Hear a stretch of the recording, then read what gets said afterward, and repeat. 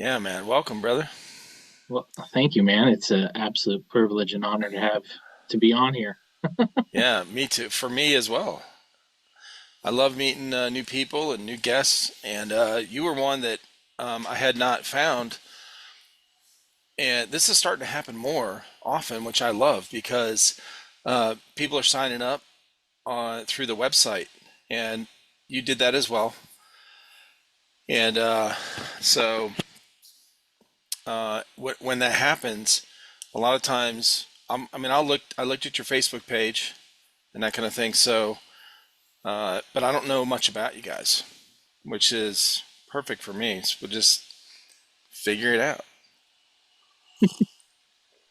Hell yeah. Well, so basically to sum up Alter Forge is that I've been a tech for a while. I used to be kind of the backup tech for my team back in Washington State. Go first recount platoon. If there's anyone who's on the Airsoft Pacific forums, they used to play a bunch back like 10, 15 years ago. But Oh, okay. anyway, Who was this? Is this a airsoft team? it's Airsoft team. It not Milsim. It was like more just a semi. It was back where it was just like a bunch of us just wanted to have fun and go to like bigger games. Like there are fields out there. There's a paintball slash airsoft field called Sniper's Den, and there's another one that's just airsoft called Camp R&R. And we'd go to those events, or we'd find someone with like logging land that we'd zip around the old growth forest and shoot each other and um, like make up our own scenarios. But uh, That back sounds in cool. that day, it was mostly just my buddy, his property, and and his mom letting us play out there. So and Right. that lasted for like years and years and years. So, That's but pretty cool. I'm in Minnesota now, and I basically just kind of fell in love with the community out here. Uh, we have a handful of fields, we have a couple stores, and just like what a lot of your guests say, and what I myself say is the airsoft community is just the most diverse, insane, crazy, wild, and hilarious, and caring community I've been a part of, save for um, the church that we found here. Uh, like it's probably neck and neck at this point because there's just so many great people. Um, Yeah. and so basically, my desire with Alter Forge is to service the airsofters that are they're just looking to get an edge on their current setup. So they bought a Lancer, they bought a Falcon, they bought a Specna, some kind of Okay. entry level setup, Right. and I know enough about my stuff that it's like, okay, we're gonna get this instead of the average of being like 10 rounds per second on like a base setup, like kind of that really recognizable wah, wah, wah, wah, wah. You can almost hear it winding up. Yeah, you can hear these gears just straining, bro. Oh Yeah. yeah. And then the spring goes wah, wah, wah. Uh huh. Um I'm about getting in like getting it speedier. So maybe putting in a programmable MOSFET and shortening up that piston travel time so that it's already kind of pre-cocked a bit. And so instead of like wah, wah, wah, it starts sounding like crack, crack, crack, crack, crack. Uh, and it's the greatest feeling in the world to like hand something to someone and then they pick it up and I'm like, oh, well, this is cool. Like you put all these bits on it that I bought for it. And then I let them shoot it. And they're like, whoa, the trigger response is totally different. And anyway, so that's like with most of my customers that I've developed here. It's like my gun's totally different. It's like you don't need to spend $600 on a Crytek. I love Crytek. Don't Right. get me wrong. They Sure. they last for a long time. Yep. But you don't need to drop that much on something. You No. can upgrade your current setup. So Yeah, exactly. Yeah, that's what I was telling these guys when we first started the channel. I was like, when we start putting out these videos, uh, I was like, well, let's do some videos on where starter stuff. If somebody's brand new into it and they don't want to drop, 600 bucks on all this stuff. Uh, what can they get to just get on the field and have a good time? Mhm. And their first response was, they're not going to have a good time if they don't have this really good gun. And I'm like, they could. I mean, they could. My first time at paintball, my gun was like the worst gun you could get. Okay, and one of the worst. It was a pump action. It was the cheapest paintball gun I could pick up. Some brass eagle or something like that back in the day, and it was very, very difficult to use.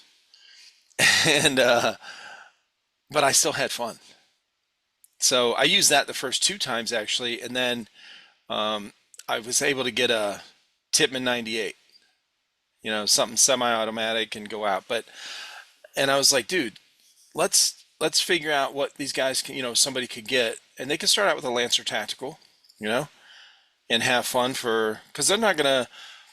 They were thinking, okay, everyone's going to a mil sim. I'm like, not everyone that starts out is going to a 3 day mil sim, so they don't need something that's going to last that much, put under that kind of stress the first time they use it. So they're going to use it for 3, 4 hours, right? At the most. They're going to go through, I don't know, a handful of mags or whatever, but it's not going to be like, break on the first time. It could, but but it Yeah. probably won't, So what can we put together that's so they came up with this. It was 175 bucks total for BBs, a gun, a battery, whatever. And it was like they found some. It might have been on Airsoft GI or something like that. Some kind of bundles where it came with a mask, it came with a Yeah. gun, a battery, that kind of thing. And so yeah, but yeah, you don't have to have crazy amounts of money to go have fun the first day. No, yeah. I mean, like now I'll to be totally honest, I I haven't played Milsim. Yeah. And so but I played with a lot of people who do. Like here in Minnesota, we've got a field just across the way called Twin Cities Airsoft, which is really funny because when you were talking about Third Coast, I heard you say TCA, TCA, TCA. I'm just like, there's no way he's talking about that little place up in Wisconsin. What's it called? You guys It's have one called up there? it's called Twin Cities Airsoft. Oh, oh, that's funny. Yep. And yeah, and so it's like I was doing double takes when you were talking about Third Coast, and I'm like, I had to listen to like maybe 3 or 4 episodes to be like, oh, he is not talking about. Okay, I all right, know. It's funny you said that because just like 2 episodes ago, I was like, me and this guy were talking, we're using acronyms all over the place, and I'm going, I should probably say what these are, okay? Like for new people or something, like I don't, or people that are not just new, but in different locations that never heard mm, of yeah, these different companies or different locations or whatever. So yeah, that's funny. Yep. you need a glossary. It's funny. Yeah, I should put like on the screen scrolling across like the little legend thing or whatever. Yeah, yeah. Oh my gosh, So it's well, let me give a shout out to the sponsors real quick, and then yeah. I want to go into your background. I want to figure out all like how you started your team and Alter Forge and your name, the name and all that kind of stuff. So because I have your Facebook page pulled up, so that'd be cool. But anyway, shout out to our sponsors, Skirmish. Have you heard, if you've heard the podcast, you heard me talk about this.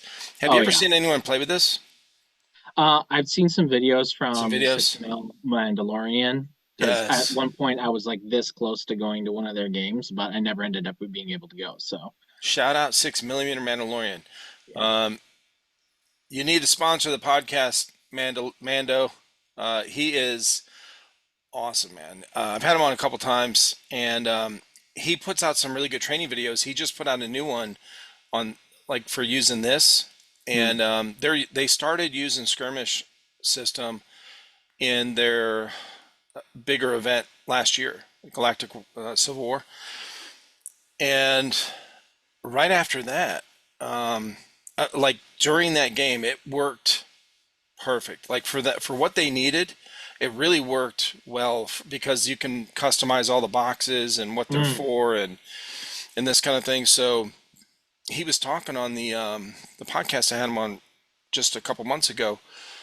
He was saying like they would program one of the boxes like randomly while they're sitting there. They would program it, give it to this group of mercenaries, and say, "Hey, go find this person." And they had to do something, track them down or whatever. I mean, it was really cool. So the way that they used it, all these different ideas. So it really added a lot of uh, I don't know, excitement, I guess, and to their event.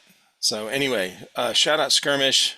Brandon and I have been talking for a while now about this thing. When I first heard about it, I started talking about it like everybody that I would talk with. I'm like, "Have you heard of this?" And they're like, "Yeah, oh well, no, or whatever. Yeah, I've tried it." Um, anyway, it's I feel like it's the future of airsoft data tracking or on the field tracking for your stats. So shout out Skirmish. Go to skirmish.net and check them out. And you can watch games in real time, and you can watch past games. And then whatever profile you create, if you get one of these bracelets, if you buy one of these, there's a serial number on the back that I'm not going to show mine, but um, you can attach this bracelet to your profile. And if you lose it, you can just redo another one or whatever. But uh, and you can go on there and see all of your progress, all of your stats from the first game you ever played till present day. It's pretty cool. So, and then the other sponsor is Jackal Tactical. They're up Woo. in Pennsylvania. Have you heard of them? Hey, I started binging your stuff after I Oh, listened to um PewDiePie and then yes. the OGKG episode. And then I you kept bringing up Skirmish, so I started with the Skirmish podcast. And Okay. so I just think it's so cool because I've listened to a bunch of them since then because I have a lot of time to listen to stuff at work. Gotcha. And I was listening to you on like 1.5 speed, so I was like, ah, geez, am I gonna be like talking too fast when I get on because I'm gonna be You're expecting him gonna. to go. um, I've done that but so many times, bro, with podcasts. Yep. but so it's like it's so cool that you say that about the 6 mil Mandalorian because like it wasn't a week ago that I was listening to your guy introduce Skirmish on the podcast and talking about how it's like, man, I really wish this could be in an outdoor event. All Yeah. these indoor fields are using it. Nobody's using it in the outdoor. It's not being used by milsim guys, and to hear that like story get completed and then go further than that, that's so neat. Isn't it?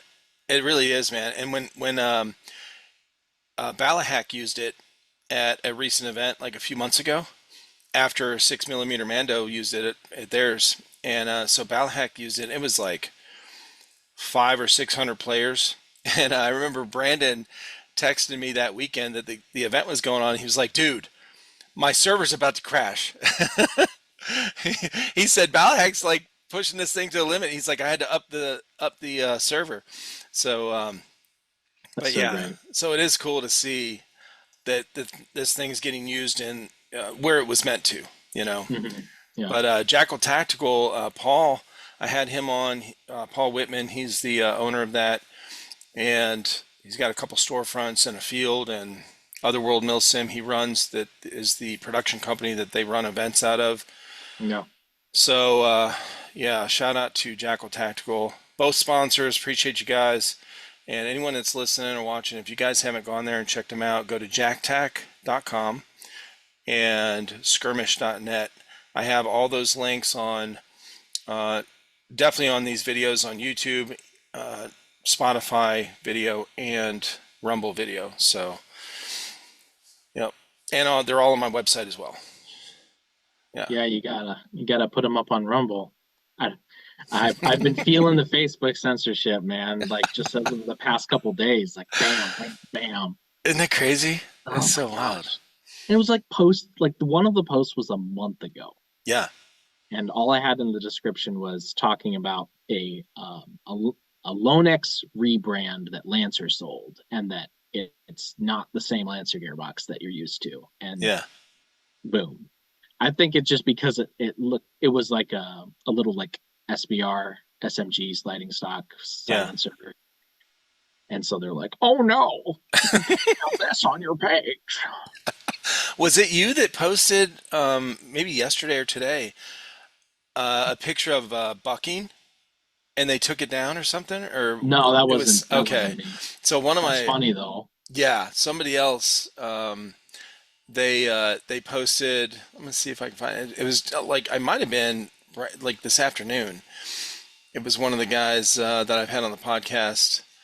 He said it was literally a top-down picture on like a work mat, on your counter, Oh my uh, gosh.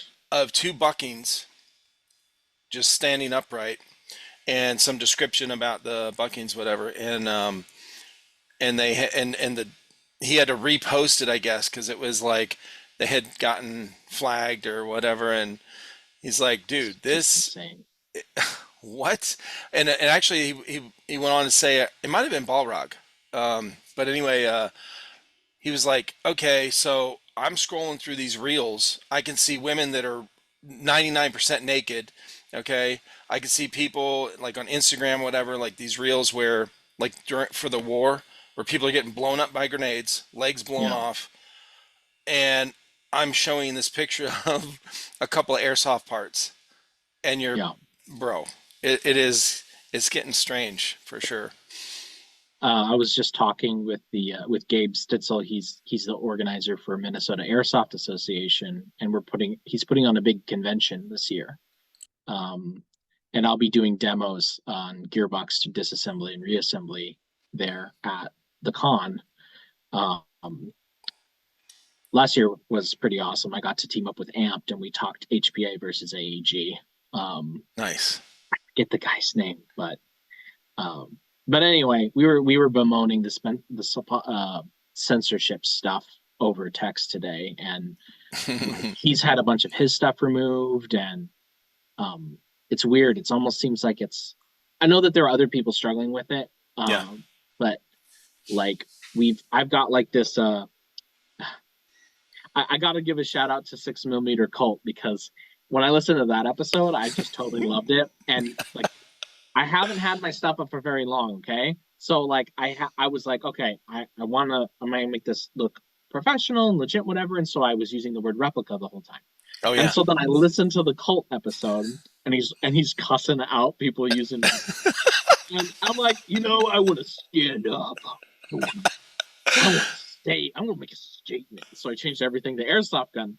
Yeah. and and then I'm advertising for the course that I teach with another store that's down here that's pretty new to the community, called Airsoft Armory. They're freaking amazing, John and Erica, great people. Um, and they flag one of my promos for the course, Yeah. and there's God. no airsoft guns in the picture. It's Yeah. just gearboxes side by side, and like Wow. some BB, and that's it.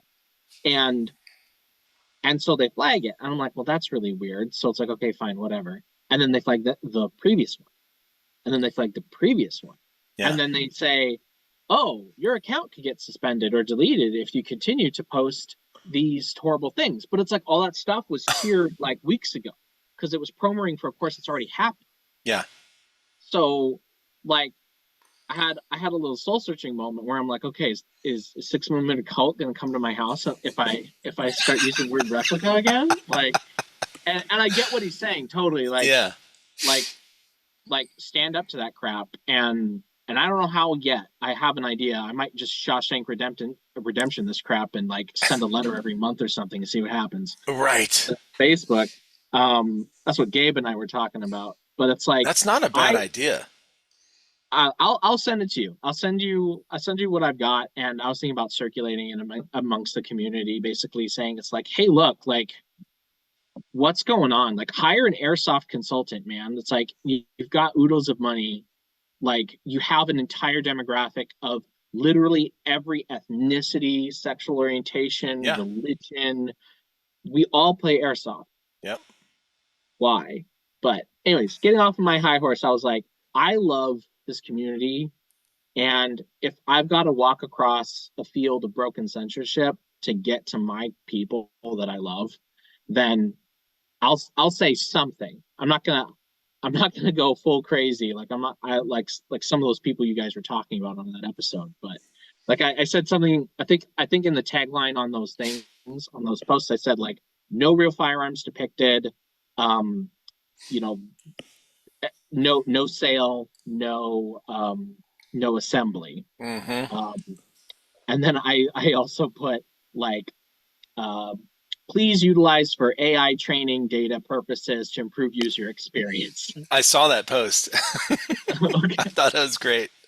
Yeah. So it's like, anyway, but yeah. I think what it's picking up was, so I've read and reread the different terms of service, specifically on like Mm, toy guns, guns, all that kind of stuff related. Okay, I've read it on YouTube, read it on Instagram, Facebook, Meta, and they say similar things. And what I found is, what I'm thinking it is, one of the lines in there is, you're not allowed to promote gun manufacturers, and they count mm, airsoft guns as gun manufacture. Anyone that makes airsoft guns. So if you put in your post, like if somebody has a gearbox, so it's not a picture of a gun. Those are allowed. All these gun channels, they're allowed to put all of these. But if you tag a Lancer Tactical, because that's a company that um, makes airsoft guns, then you're promoting that company. And this is why when our channel got flagged for yeah. unboxings, okay? You know what's Mm, funny is the reviews didn't get tagged. And we're out there on the reviews showing the gun, shooting the gun, loading the gun, like pop, pop, pop, okay, like all different angles of shooting. We're saying gun like 500 times in the videos. Those didn't get flagged.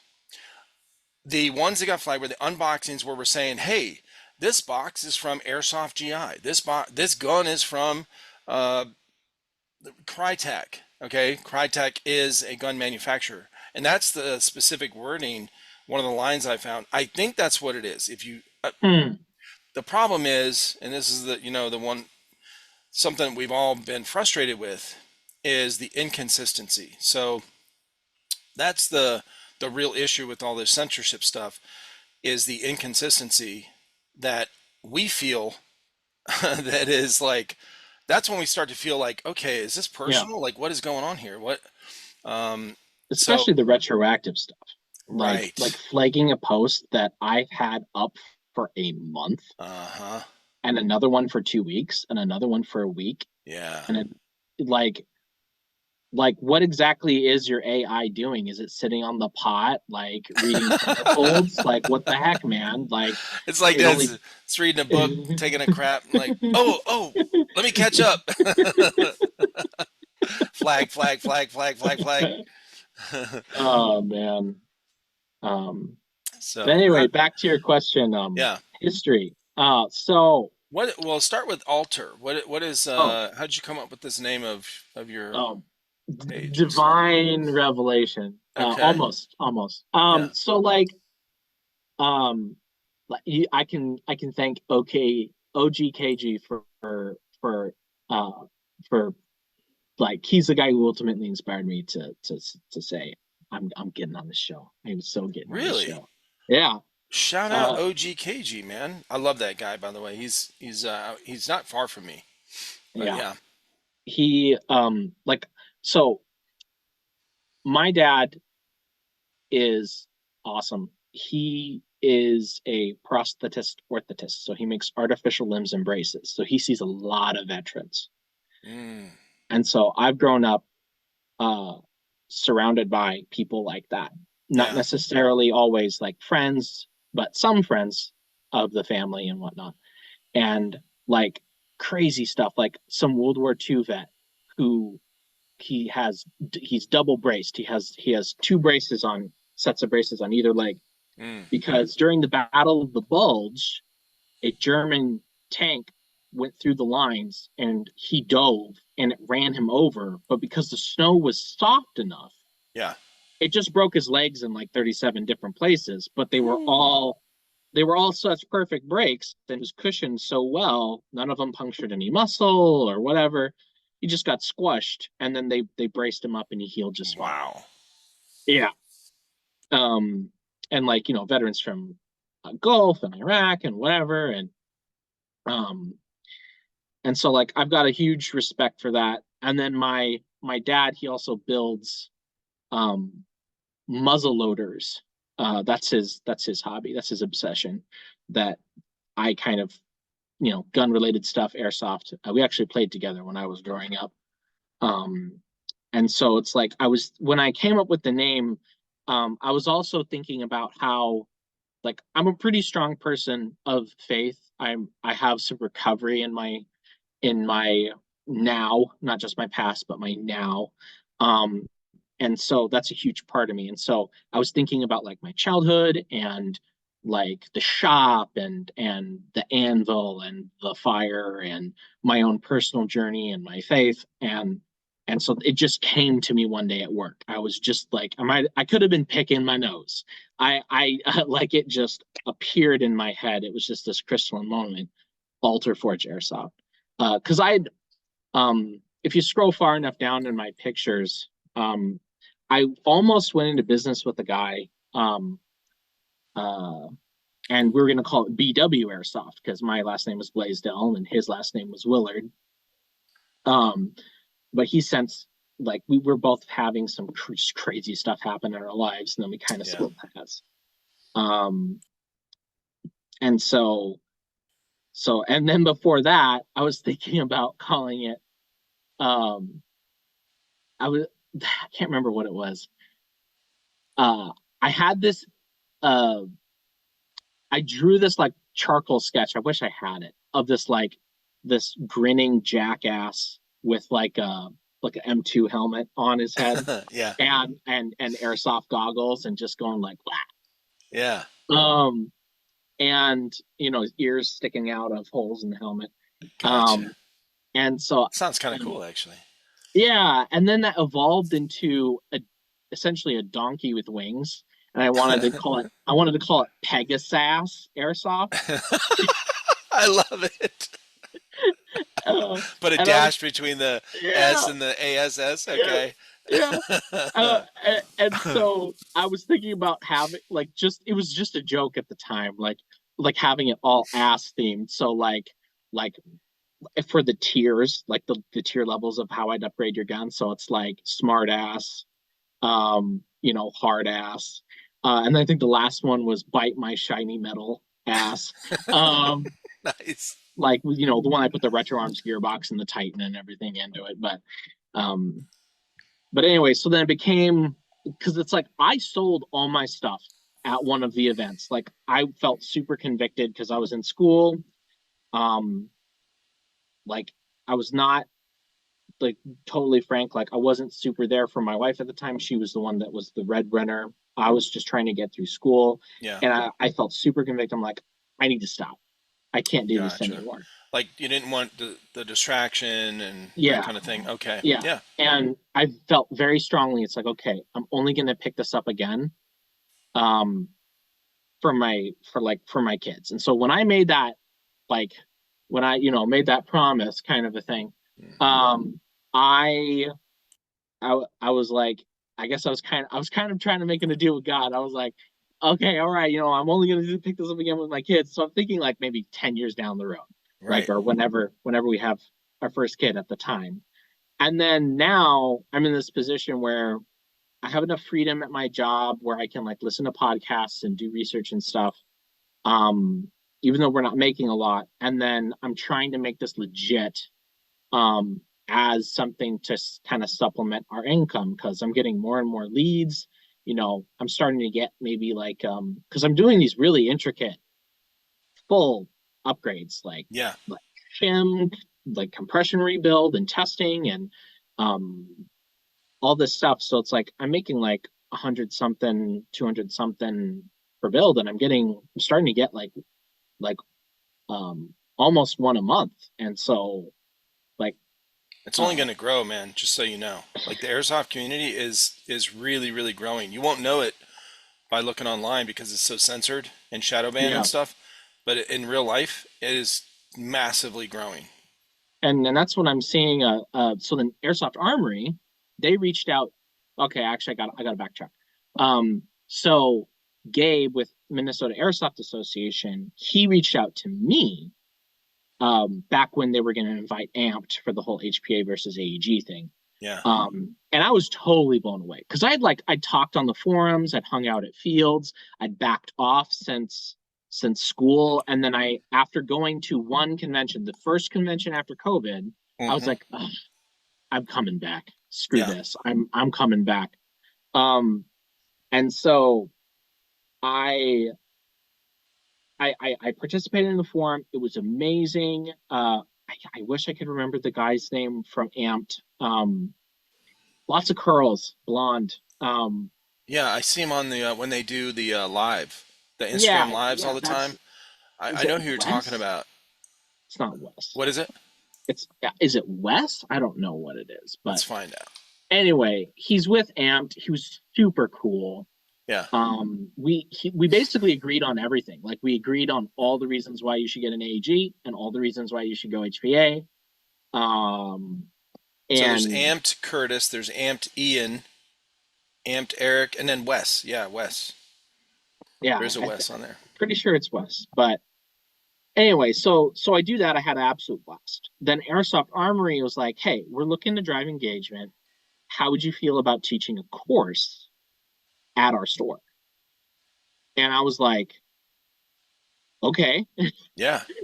And so the first one was a real trial run, and we had 3 or 4 people show up, and it was more just kind of like a basic like general care and maintenance, like how Hmm. do you replace your hop up and barrel, stuff to look out for, like if your motor gets unplugged, this is how you pop up your pistol grip and Yeah. and replug in your wires. I'm looking at you, VFC. No freaking idea, and it might be just me. It might be just Uh, me, yeah. but it's like my gun's not working and you just finished working on it. Oh, it's because the freaking motor connector stuffed on. They're just not tight. Yeah, and Hmm. yeah. Anyway, um, and I tell them all this stuff, and they were like, we asked them how it went, and they're like, well, it had a lot of really good information, but we're hoping for a more technical, like I want to learn how to like really take my gun apart. Yeah. Um, and so we decided to tailor the next 2 courses. So I've already done one. That was on the Yeah. 12th. I'm doing another one on the 26th in Hastings, Minnesota. And I think we've got the format down at this point. It's just basic reassemble or disassemble, reassemble, Yeah. bring your gearbox out of the gun, and we'll go start to finish. This is how you clean it. This is how you lubricate it. This is what you need to look for if it's presenting certain symptoms. I gave them a sheet of least was common to me errors as a previous store technician and then my own technician. Um, Do you mind if I share your Facebook page real quick oh while you're yeah, go talking ahead. about it? Because I Yeah, have that 100%. post pulled up actually. This one right here talking about the Mm-hmm. class. Yeah, Yep. Yeah, yeah, that's good. yeah. So So people in your area, if anyone's out in the area here, they can go to where can they go to find all the information for this? They can go to this post, obviously, and this is what this weekend, so next weekend. next weekend. Um, Oh, okay. yeah, yeah, Well, that I mean, we can promote that because or help promote it because your this episode will come out Sunday in like two oh, days. okay, Yeah. sweet. Hmm. That's awesome. So I could put yeah. I mean, this that's why I wanted to share the screen on it. So yeah. So the class Yeah, covers what's in the class, learn to confidently disassemble and reassemble an airsoft gearbox, grow your knowledge of common issues that occur in airsoft guns, replicas. Oh, I see. There was No, it's one. cool. It's cool. Oh man, 6 minute No, cult's coming for me. he won't, man. He won't. Know what basic maintenance your airsoft replica needs and how to perform it. That's an important one, by the way, because a lot of guys get into airsoft. They don't ever clean their gun, like ever, Yeah, or oil it or anything like that, or grease it or check, whatever. Like now, I know you don't have to break your gearbox open if it's brand new, and just and you don't want to mess with it, but at least clean your barrel, okay? But and then number four, build your knowledge base for future upgrades to your airsoft replicas, plus a lot more. So yeah, and this is at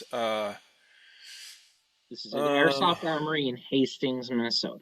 okay, Yeah, Airsoft Armory, Erica and John, they're fantastic people. Airsoft Armory. I'll have to. Oh, there is a link. Yeah, this is them right here. Yep. I just liked their page, so okay, cool. Honestly, they have a pretty amazing story. I won't tell it for them, but I'd love like to have them on here. they they've grown pretty explosively. They've been through a hell of a lot, good and bad. And Yeah. I'm it's a privilege to work with them, quite frankly. So Well, that's what makes strong and interesting people is the good and bad is the bad, like going through difficult issues, times or whatever. Uh, you know, yeah. I mean, that's how you know what your character's like. Um, you know, your character's not really if you're never tested, right? When everything is perfect and goes great in your life, when you're not uncomfortable in any way, it's it's very easy to be nice and pleasant and follow the this or that and follow your schedule and get all these things done that you want to get done. It's when shit hits the fan, then how do you handle, and yeah, sometimes, and listen, anyone listening, okay, if you messed up, right, you didn't handle a certain situation the way you wanted to, there's always next time, okay? Like, don't beat yourself up over this one time. That one instance doesn't define the rest of your life or doesn't define you as a person. You can always change and get better. That's the whole process of growing, is making mistakes and then getting better from it. you just summed up my my journey. And Yeah. speaking of journeys, OGKG, like you don't I just this is to everyone else. This is to everyone who's not a veteran. Because OGKG, he did a fantastic job shouting veterans out and telling them freaking call someone, reach out. That's not my job. I'm not I'll be honest, I'm not a veteran. Yeah. But to everyone else that's out there, don't give up, because I gave up for years. I thought the lie that this man right here just just called out. Like I believed that. And there are parts of me that still believed it up until it feels like even recently. I feel like I'm still waking up from the nightmare. And reach out. If you got to DM me, because I'm the only one telling you right now that you matter, and that like I'll go into it more, but it's like I part of the reason why I wanted to take this opportunity is to basically speak to this kind of thing. Like there's a period of my life where I struggled with some suicidal ideation, some suicidal thoughts, Yeah. and I chose not to.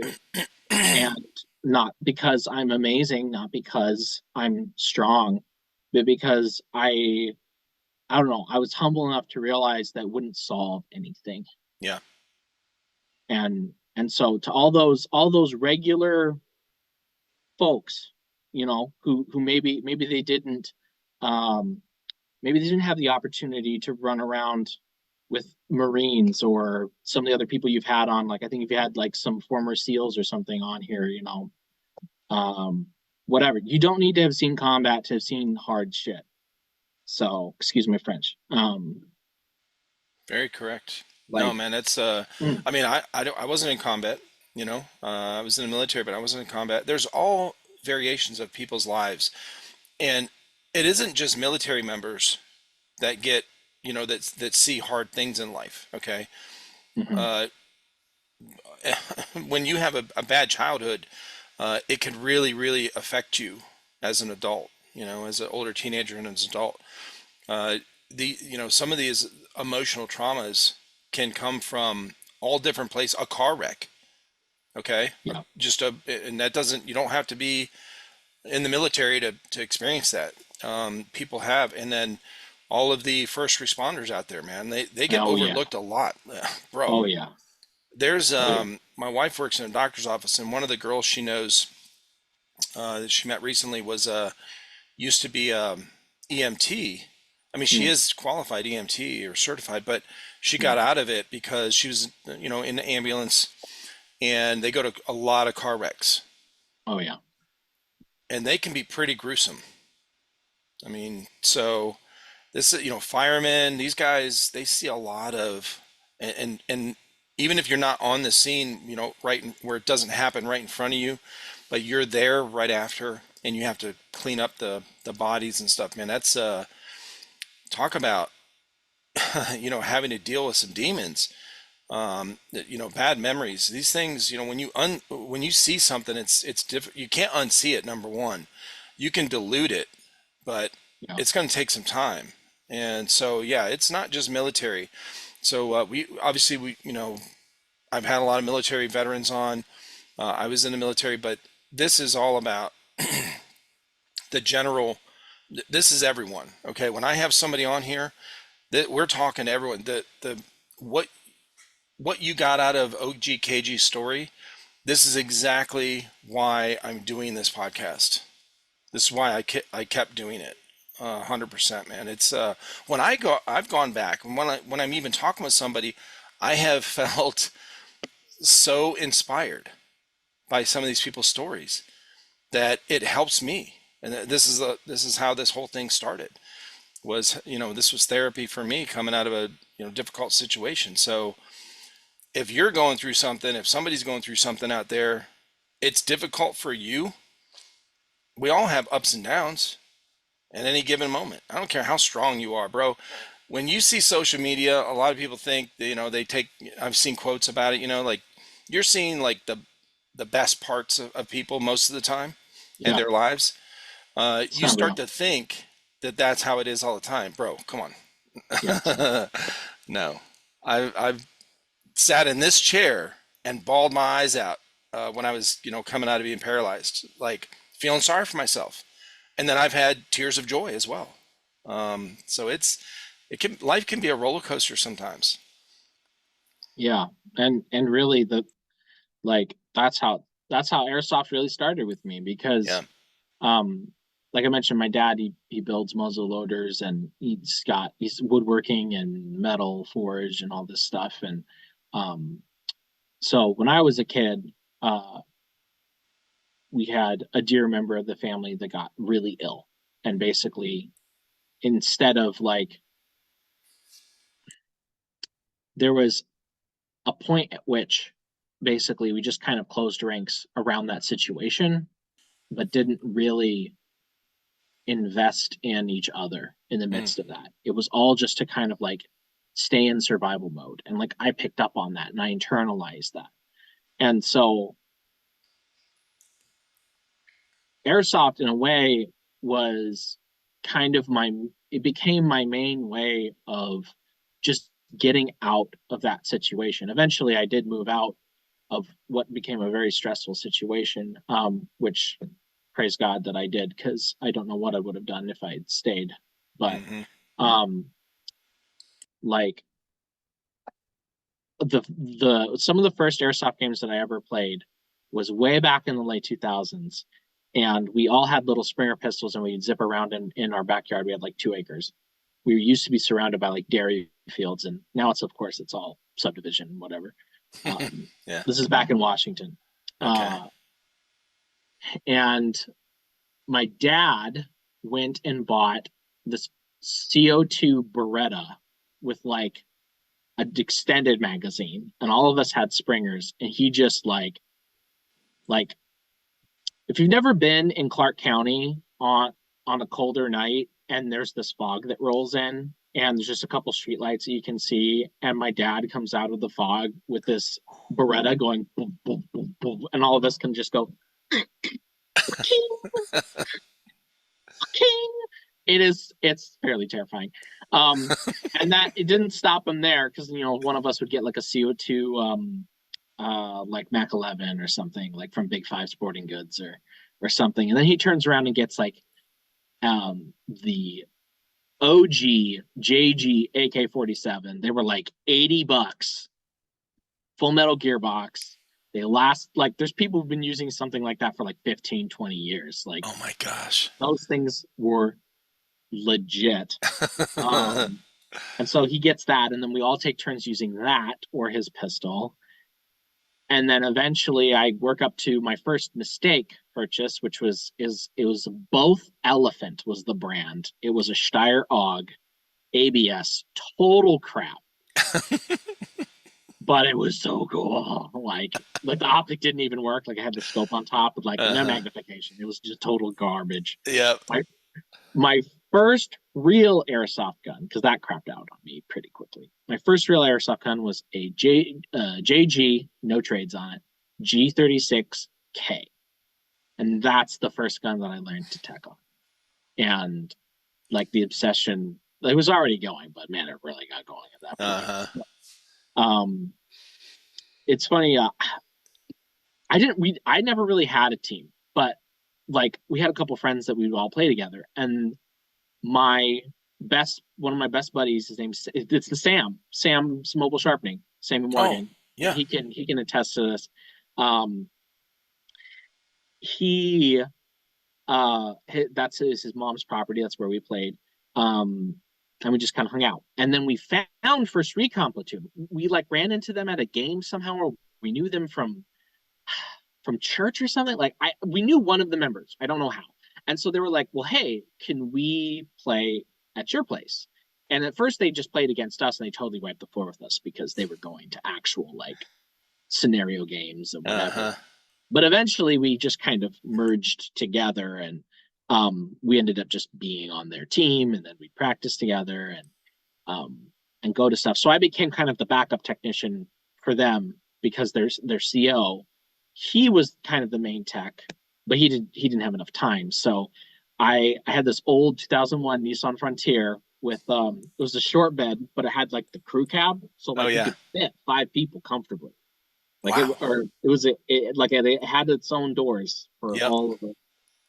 But the bed was a short bed. It was like 5 feet nothing. Right. Like it was tiny, Yeah, and it's like for luggage, a couple duffel yeah, bags, and yeah. yeah. But it had the I always forget the dumb name. It's that it's not a tonneau cover. It's the hard case that's flush with the edge of the bed. Oh yeah, I know what you're talking about. My It's sons a have that on theirs. Yeah. yeah horrible because The it was bed carpeted on covers. the inside and it would get moldy and it's just awful. Like Oh, that's funny. anyways, I would shoot that thing full of so much crap. Like I'd have like 7 gun cases and 2 totes full of parts because I just keep collecting stuff. And someone's piston would go down, and I'll be like, "Oh, give me that," and I'd zip back to the truck, and I get my little electric screwdriver and go like trying to NASCAR pit crew this thing and find a random piston, slap it in there. Here you go, get back out there, man. Yeah, go get some. Oh, that's funny. Um, and I did that. That was kind of like how I grew up on teching. Was basically like I have a bunch of random crap. Somebody's gun has gone down. What do I do about it? Hmm. So very much working from scarcity and having to like bootstrap stuff together. Um, Legit like Fallout style, man. This is fun. You oh know, yeah, it's oh yeah. I had duct tape. I had duct tape. It yeah. was used. Like whether it was like someone's regular battery, like we had someone's lipo explode. Whoa. Um, I can't remember if it was in the pouch or it fell out of the pouch and then blew up, but we heard it and everybody, we called time or whatever, and we hunted around, and then we figured out it's like, oh my gosh, somebody's lipo blew up. Dang. Yeah. Um, but yeah, so that's how I kind of got started, and I just kind of teched on my own stuff a bunch. And then I kind of like got out of it a bit. I eventually moved out of my parents' place to do some college and moved back in. Was like, this craziness is too much. And so I moved in with this pastor and one of my buddies from way back who happened to be just south of me, and living together and really like trying to figure out what being an independent person, not just a man, but like just just finding out what I am separate from the dysfunction kind of a thing. Mm. Like uh and I decided to go to school. I wanted to become a teacher. That's when I met my wife. We Oh, did okay. some we did some ministry together. She came to my Bible study. I came to her Bible study. Um, and was in total denial. I was like, I was convinced, like I'd sworn off relationships. I was like, there's no way I'm Uh, dating anyone. I need to work on myself. After we graduate, I'm like, I really miss her. We should just hang out as friends. And so this is how blind I was. Okay, I lived in Tri Cities with I'd gone back to living with my mom and dad at the time. Living in Tri Cities, it's an hour and 15 minutes one way to Pendleton, Oregon, which is where she lived at the okay. time. And I made that trip every weekend, baby. like uh and and she told me at one point, she's like, yeah, I think I might move to Texas with my sister. And I didn't realize how crushed I was. Like I was like, man, I'll really miss you, Vina. Like I really like you. And then I totally like disassociated from that conversation at that point. And it was like a couple months later, she straight up asks me, she's like, hey, Jeff, I want to talk to you for a second. And I'm like, sure. There's like people around. And she's like, alone. I'm like, oh, what did I do? Oh no. What did You're I in trouble. do? And she's like, you said that you liked me a month and a half ago. Like, what did you mean by that? And because I hadn't said anything else. Uh-huh. Uh, and I was like, and finally I was like, okay, no emotion. I just gotta give it to her straight. And the best I could come up with on the spot was, I think you're marriage material. Oh my gosh. Oh man. And then I Uh, tried to save myself. I was like, because I was about to crap my pants. Like, not even gonna lie. like why did that just come out of my mouth? Why did I Why did say that that? just come out of my mouth? Yeah. I was like, okay, listen, like if we did this group together, as far as I'm concerned, there is no one else that I would rather marry at this point because of how we got to know each other. And she's a singer. She's a guitar player. Oh, She does worship at our church right now, but she's really good. yeah. She will never tell anyone because she's just won't Humble. say that she's super skilled. But anyway, that's my own pet peeve. Um, uh, She's trying to be humble. yeah. Yeah. Yeah. Uh, and so anyway, we basically were like, well, so long as we're like, and this is literally like both of us, like at the moment it seemed right. Like I've had other people tell me, it's like, what? We're both like, well, we got a lot in common. We've known each other for like almost 2 years. Let's date. And if we still want to do this, let's get married. And that was it. That was it. So like a couple months later, we decided to start dating, and then uh, I think it was maybe, let's see, we kind of rekindled a friendship for a period of 3 months, and then we got married no September 29th of that year. So it was like February we officially started dating. We gotten back to know each other for a couple months before that, and then in September we got married, and then we moved to Minnesota November 17th. Don't move to Minnesota in November. It's a bad idea. It's a little cold It's a little and cold. snowy. Oh man, it's so funny. I honestly hadn't expected to go over this. Like, there's so these other things I was thinking about talking about for this podcast, but I That's do what love telling happens. that story because I love my wife, and she drives me crazy and I drive her crazy, but um like going back to like some of that other stuff, like honestly, like I'm in a place right now, like I have my first kid, he's like 15 months. We're having a second one in June. And I feel like I'm waking up from a dream, man. Like I'm starting to believe myself when I say it's like, I can do things differently.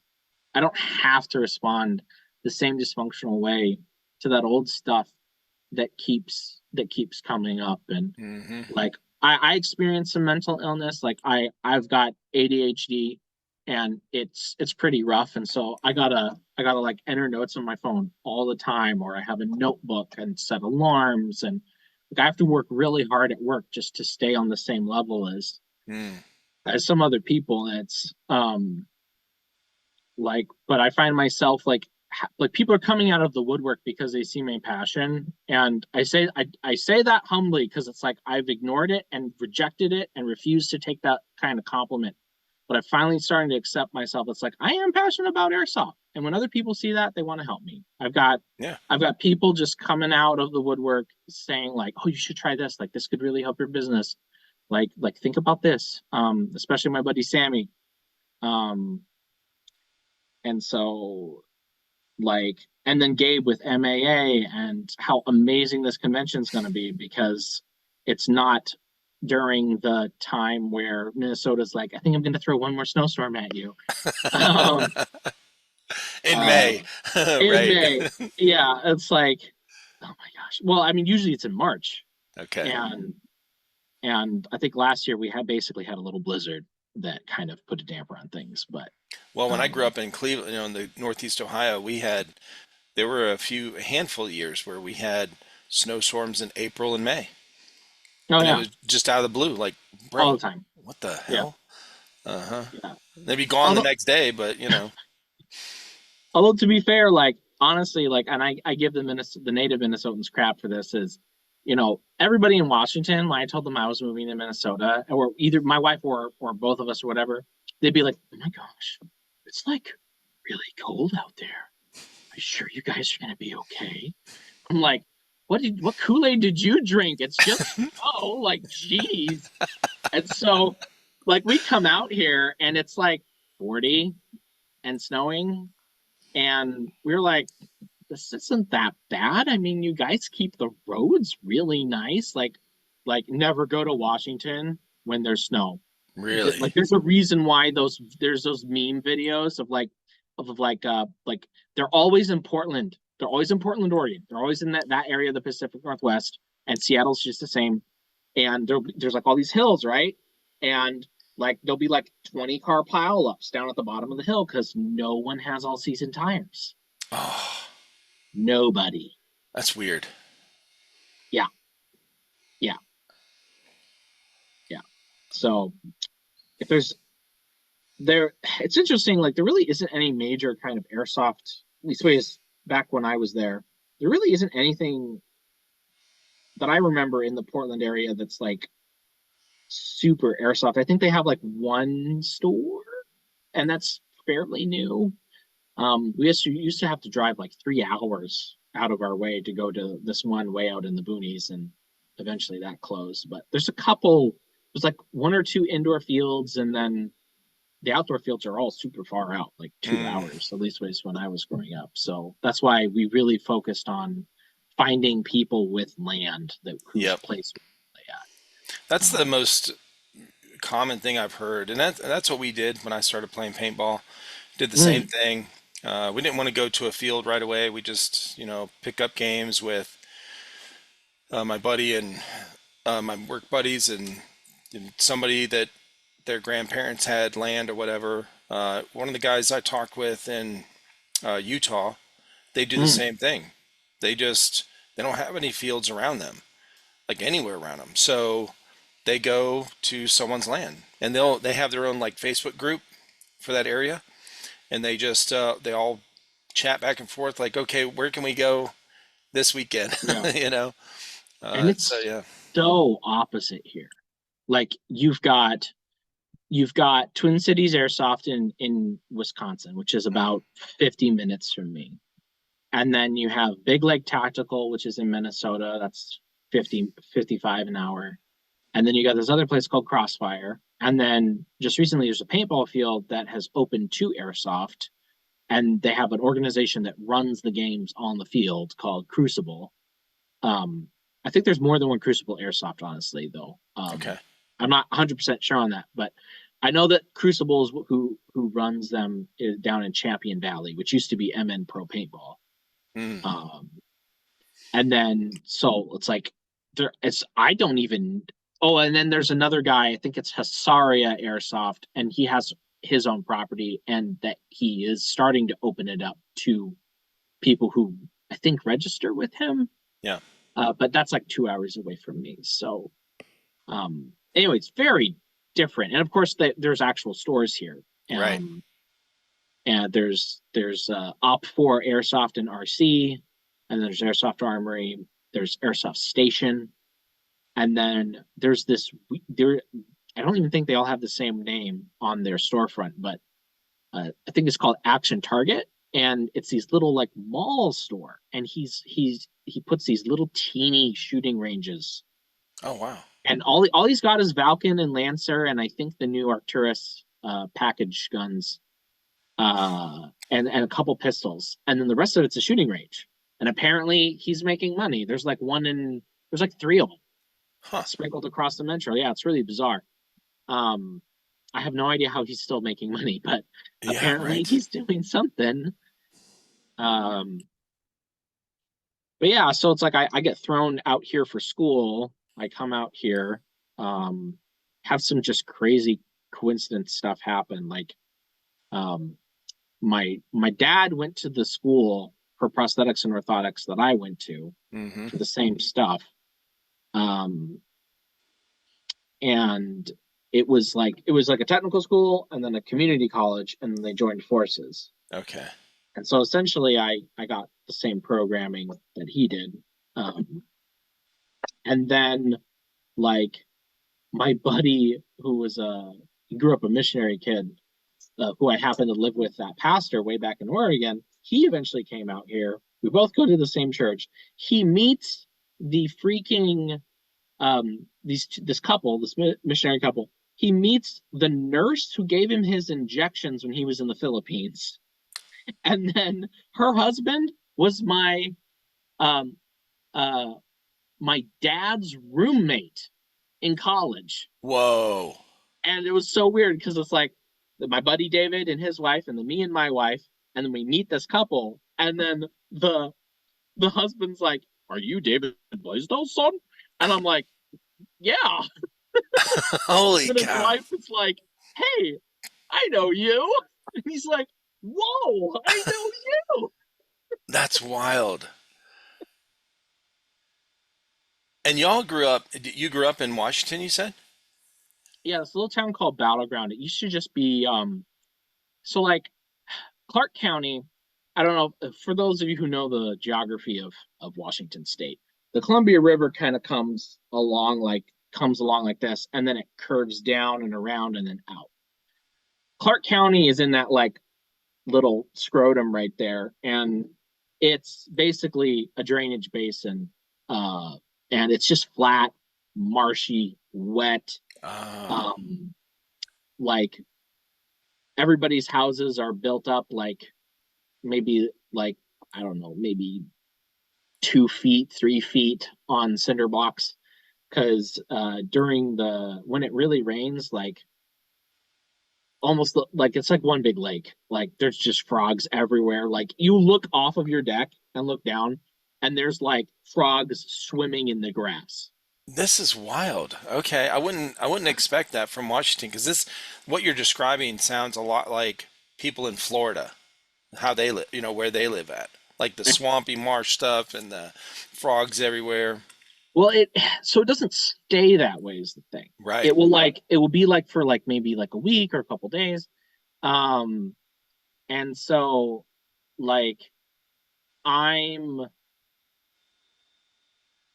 uh I I'm like this just punk kid out there, and we like my dad had this old truck bed liner out in the back, and we'd flip it over and find garter snakes and voles and Oh moles and yeah. stuff. And Blackberries are a real problem out in Washington because they like I think that they're native to New York or the East Coast or something.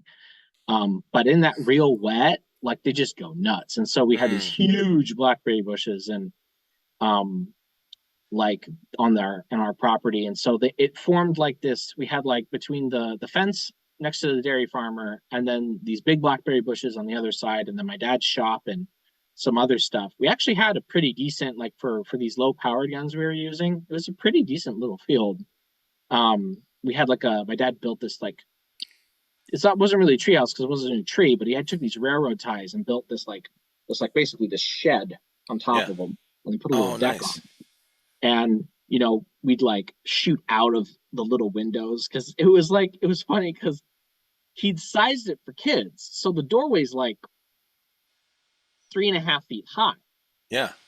and we're like 10, 11, 12 years old, and so we're having to like duck in and out of the door and like get down on our knees to shoot out the little window with our springers like um anyway, yeah, it was I had a really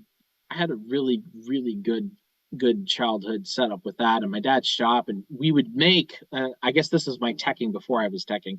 We would make guns out of like bits of wood and nails and stuff, like Yeah. bend out trigger guards, and like they just kept getting more and more intricate. Like I I wish I still had it. I had this block of wood that I tried to make like an AK, and I found some rod and some pipe and stuff, and I put like a fake cleaning rod under the bottom, and like made like gas blocks and things like that, Oh, that's cool. um and then I found airsoft, and then I just I didn't really I didn't I immediately transitioned. It was like Oh, this yeah. is a no brainer. um Yeah. You can spend a little bit of money and go out there and play. It's like instant. You got this thing that you can play with. It's already done. It's built. oh yeah, Yeah. oh yeah, it's freaking cool. And that's and that translates right into my passion. Like I ran into a guy at one of the stores, airsoft station. I was picking up a customer's airsoft gun, and he was wanting to know how to upgrade his, and lo and behold, it was one of those AKs, side folding stock, Yeah. creaky as all get out. But hey, these freaking things work. And Yeah. the only thing that made me a little sad was that it wasn't an all metal gearbox. It just breaks my heart that it's like now they're selling all plastic gearbox and whatever. And yeah, they're full size, and yes, you can put a metal one in it because it's compatible. But Hmm. that's being sold for like $140 now, and I'm just like, oh, Wow. you could get package deals for like under $100 back when I Uh-huh. was doing this. Like, come on. Yep.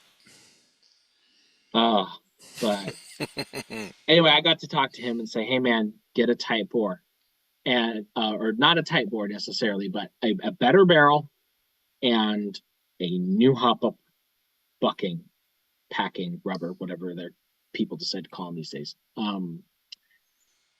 Uh, like that's all you need to begin with, because if you can't hit something, if you're hitting an area like this, and if you put that new barrel setup in it, and it shrinks it down to this, you're gonna have so much better time. Yeah. Like I get it. Rate of fire is sexy. That's all get out. It's what Right. I do. I give people that rate of fire. I love doing it. But please, if you're just starting to upgrade your gun, for the love of God, start with the barrel.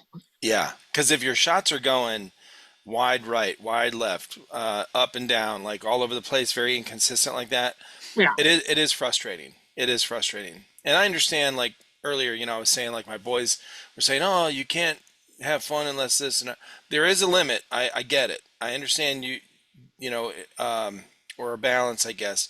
You're probably not going to have fun if your gun isn't feeding. So every other shot, it's not. There's no BB coming out.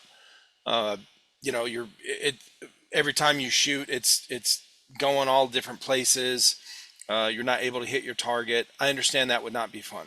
So yeah, there is a balance there that it's got to shoot halfway decent. Like a man-sized target, it's 100 feet, whatever.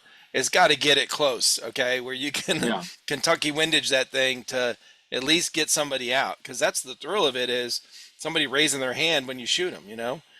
Hopefully they call it. 100%. Well, and honestly, like I can't remember which episode it was, but one of you were talking to a guy and he's talking about how I think it was Meme Softer. I think it was Tristan. Okay. It's talking about how you need to use your dang iron sights because if you just watch the BBs, then you're not really trusting your gun. You're like, oh, I see a BB miss. Now I need to move this far over here. It's like, um, man, that man, he inspired me. I really want to get one of those G&G pistols now. Like Oh how he's yeah. talking about how he was using it in competition and just smoking everyone with it. I mean, I'm definitely not, I need to practice more with a handgun. Don't get me wrong. But yeah, I Dude, think when that he was the went last through when he was podcast I going through listened to. that competition thing where he was explaining that, and I think I put it up on the screen. I think I screen shared it, whatever. But it was pretty cool, man. Like the timed and going from station to station. It's pretty cool. Yeah, Yeah. yeah, yeah. But he's known for the grenade launcher. God, he has a I haven't nickname for actually it. seen the picture yet. I've just because I can't watch these. I'm just listening to the podcast. I'm Right. not actually. I have no idea what ungodly monstrosity he's working with. That's funny. Yep. Yeah, I mean, most of these episodes turn into show and tell. Uh, so, and there's a lot of people that have done just the audio, and then through that, when they have time or whenever they get home or the weekend or something, they'll go back, like the ones that are kind of funny or interesting, they'll go find those and then watch, click through and see some of the video parts. Yeah. Like I didn't quite understand what you guys were talking about when you're talking about the glasses. Yeah. And then I went and looked and I was like, oh my gosh, you're killing me, Smalls. Like I it's so great. And I think I only managed to watch one of his you know, uh Airsoft degenerate compilations or something, but Oh oh yeah. my gosh, I had to turn it off because I was gonna like scare someone at work because I was giggling so hard. Like, That's oh funny. my gosh, so great. I've had some interesting characters on here. Oh yeah. Really, that really surprised me sometimes, when they come on here and start talking like Tristan. I didn't know too much about him before he came on. So, I mean, I knew he's the meme softer or whatever. So I knew that. But when when we start talking, it's a lot of these different parts of people's lives or stories or backgrounds come out, and I'm like, oh, okay, what? I didn't, I did not know. Okay. Yeah, I mean, like, it's funny, like some people who I've shared your podcast with, they're like, I don't really understand what's happening. Like, why are we not talking about airsoft the whole time? And I'm like, Oh yeah. come on, man. Like, I mean, like, I mean, okay. For me, I enjoy it because it's like, and I will continue to binge your stuff until I find something else to ADHD and distract myself with. Um, like I love I love hearing the backstories. I love hearing like how you got in. I love all that stuff. And then I like the connection. I like the information. Like I said in that comment, like like there was like it was PewDiePie, and there was like one or two other ones where you guys were just like dropping all this dad advice, and it's like I got a 15-month-old, and I'm like, yeah, Uh-huh. like, give me some more of this. Right.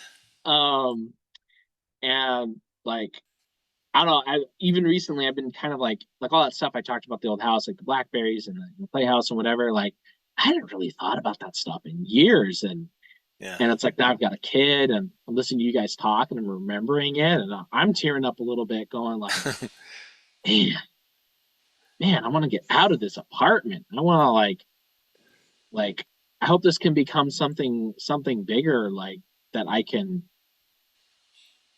like be able to do some of this stuff for my kid. That's like that's the dream. And um, Well, you that's know, what you pass on is the passion. You pass on with your mm, kids.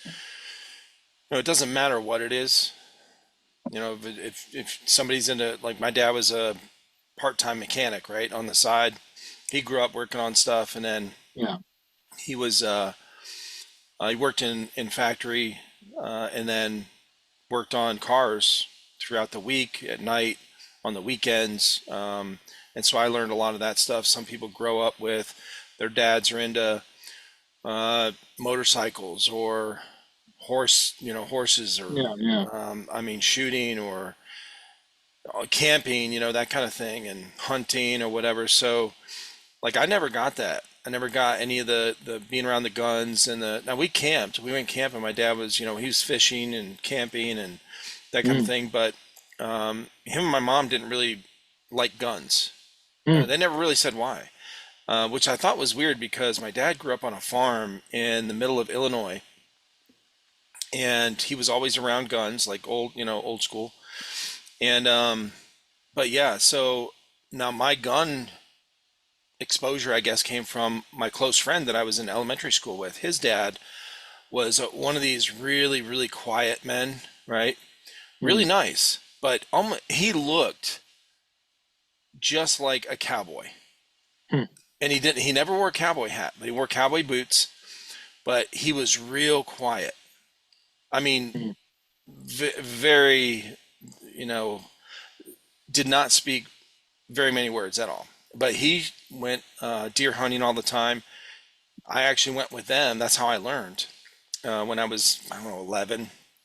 mm. And so I learned a lot from them, in that way. But everyone has their own kind of thing that they're around. And that's, you've got a new baby, and whatever you're passionate about, that's what you pass on. They're not going to remember, okay, my dad was a great mechanic. I didn't care about working on cars. It was me and my dad spent time together, and he was interested in what this thing he was doing until he busted his knuckle on something, when he was wrenching Mm, on yeah. something. Then he's cussing. But it was that time together, and I'm seeing him interested in this thing that he's doing, whatever. It didn't matter. It Yeah. could have been whatever, could have been planting flowers, and I still would have been interested in that time together. That's what you're passing on. You're passing on this, hey, I care about this one thing or whatever, and I'm going to show you how, here, I'm bringing you along into Mm. my passion. And that's the unique or significant thing, is that part of it. Spending time with your kids, showing them whatever you're interested in.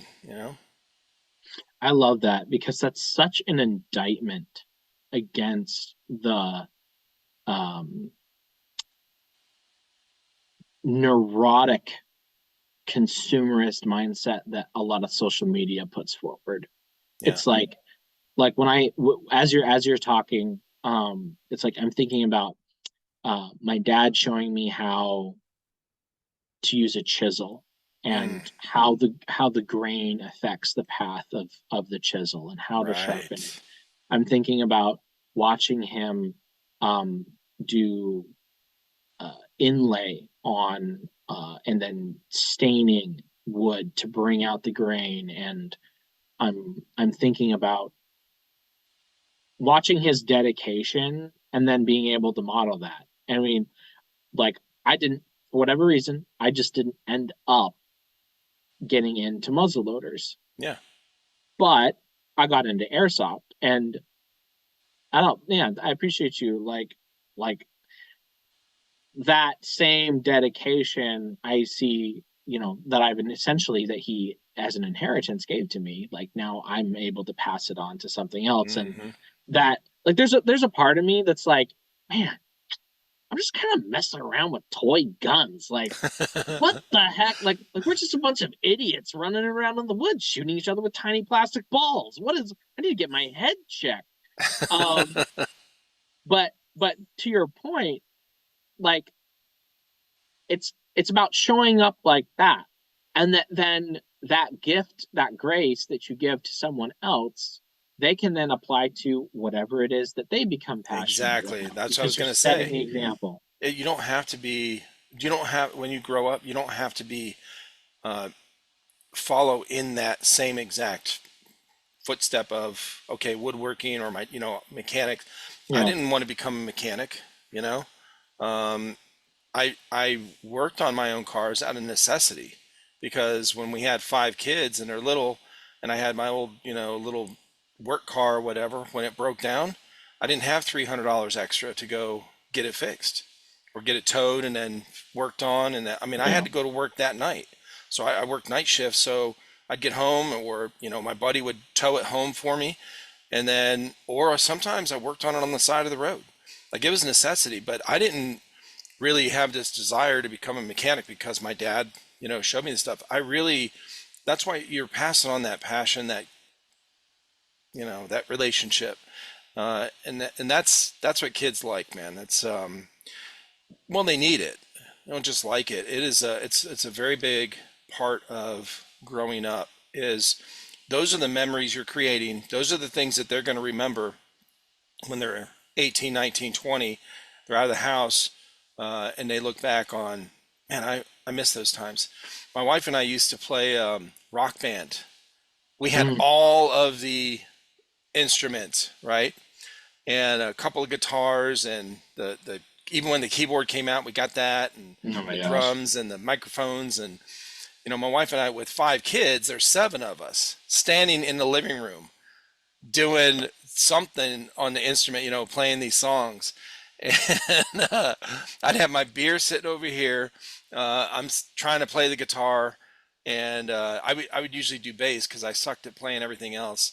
And and that was like a Friday night thing for us until our kids got older, where my sons played football and they had games on Friday nights. But like they still talk about that to this day, Mm. and little things like that, man. Those are if you try to look for ways to create memories with your kids when they get older, dude, it's golden. Like I really didn't have a hobby when my kids were little. I really didn't. I didn't have time for one. I was working 70 hours a week in a factory. Mm. My wife stayed at home with the kids, so we had one income. We never wanted to put our kids in daycare and stuff, and so we were kind of old school that way. And I never really had a hobby. That paintball stuff I talked about, that was like our getaway. I didn't do that very often. I didn't have Yeah. time. So it was those uh, my kids just follow me around. Whatever. Okay, something breaks on the house, I'm fixing it because I ain't calling a repairman for $400. Okay, Yeah. I'm gonna go buy a part for 20 and fix it myself. So, and that's what they did. So those were the things that I showed them. But yeah, same with what you're doing, man. This I know it doesn't seem like a lot. A lot of things that we do as parents, and not just parents, but in the airsoft community, when you're a figure that somebody's going to look up to. When you go to the field, there's going to be a 14, 15, 16-year-old that's going to go, man, I like this guy's gear. I like the way this guy treats people or whatever. Like you won't even know it, maybe. Yeah. In fact, you may never know it. Or you might find out when this guy turns 20 and he comes on this podcast here and he says, man, uh, you had this guy on a long time ago. I was only like 14 and I played with him at the field. I didn't realize who it was, but I really like this dude. Like this is what these stories do. But it's the same thing with your kids, man. Just passing that passion on. Be passionate about something in life, even if it's just hanging out together and playing Uno. I don't know. We Yeah. did, Yeah. we used to do jigsaw puzzles. My one daughter loved the 1,000-piece jigsaw puzzles. Oh my I gosh. did not like them that much, okay? But that's what we're doing, and I acted excited. I mean, I was excited to hang out Yeah. with her and watch her. She Yeah. was really good at it.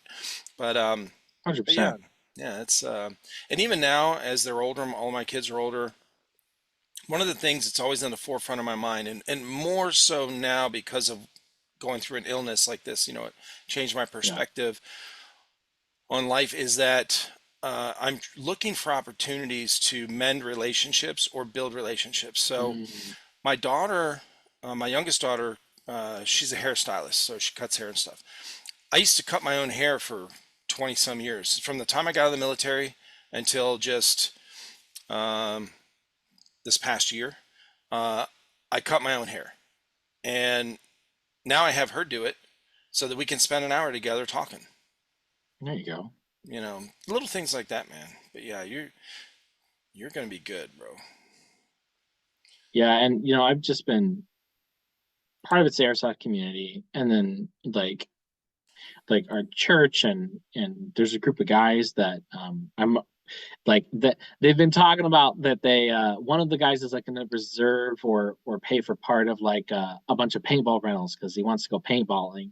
And so I'm going to be able to go paintballing for the first time with a bunch of guys from my church because I've never been paintballing. Okay. Um, and then I was telling him, it's like, hey, look, guys, if you guys want to do airsoft, like I'm your guy. Like I'll get you hooked up. And Nick, I don't have enough. Like right now, I don't have a huge collection. I have some guns that have been donated to me by a good friend of mine. In fact, he gives me too many. I'm like, stop. Like he'll like people. It's so funny. Like people will show up to the store that we both used to work at, and they'll be like, "Hey, we have this gun. Like, do you guys resell these?" And the store does not. uh, And so they're like, "Well, do you just can we just give it to you?" And they're like, "Okay."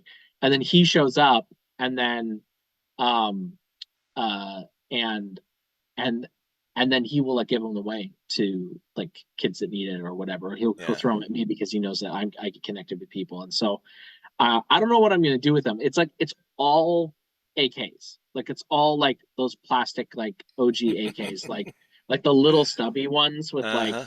the underfolders and stuff, like that have like maybe like 100 millimeter inner barrel or 200 or something like Oh, that's funny. um like I don't know if I'm just gonna like shim them and then keep them around for like friends so then I can kit them all out. They don't have to get a rental, or if I'm gonna like spice them up a little bit and then like just give it to somebody on the field. Yeah. I don't know yet, but um, anyways, he's a great guy.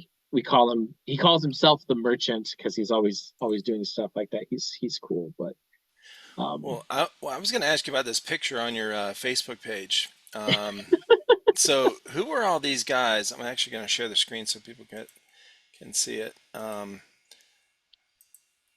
So who were all these guys, and what are these certificates here? so that's for the very first tech class that I did. Okay. They all got a gun, uh, and we went through it, and I showed them how to change their hop up and swap out their bucking, which funnily enough was not the original plan. Um, what's the saying? Like the plan only lasts. The plan does not survive first contact with the enemy. Um, Right. and so it was just going to be like, how do you take your barrel out so that you can change your hop up rubber? Uh-huh. Well, unfortunately, those are rebrands of a certain manufacturer, and the hop up might as well be paper, the rubber. And just the act of removing it completely destroys it. So Oh Lord. What so did it do? Rip lucky. Oh the bucking? gosh, all of the, I'm sure all of them ripped. But I had the forethought because I got there like an hour early. I left work a little bit early. It was like a 30-minute drive, 40-minute drive. Um, and the owners, they hand me one of the guns, and they're like, "Well, this is what you're demoing for them, and because we're gonna let you use this one because it took a tumble off of the gun rack and is cracked, but Mm. it just should be fine. You should be able to make it work." And so I'm disassembling it. There's like 20 minutes before the class starts, and I'm looking at it, I'm like, "Oh, oh no, like this is a non-standard barrel assembly. This is not Tokyo Murray spec. This has Oh got this no. weird, like you have to take the whole front rail off, you have to take the barrel nut off, and then the whole thing comes out monolithic with the hop up pop unit and inner barrel attached to the outer barrel in this Mm-hmm. one single unit. Um, And the only other time I've seen something like that was this crazy. I don't know if you've ever seen them. I think they're called like it's by G&P. I think they're called the Transformer. And basically, the entire barrel assembly, there's like these buttons. You can twist it and it pulls out, and you can Oh, swap another barrel into it, and it just yes. the chink locks in. Uh-huh. It was not that. It was not that. It was awful. It was terrible. And so I'm like, okay, well, this is non-standard, but I can roll with this. We got this. And so then I go to take apart the hop unit, and the whole rubber just shreds in my hands. Oh, jeez. And so I zip into the store. I'm like, Erica, we got a problem. If I've got to change this and have them change it for themselves, they're gonna just every single person in this class is gonna destroy their hop Oh, rubber. no. And so John's like, "Oh, okay, grab some stuff." I'm like, "Okay." So I just grab a bunch of maple leaf and I'm like, "Are these okay?"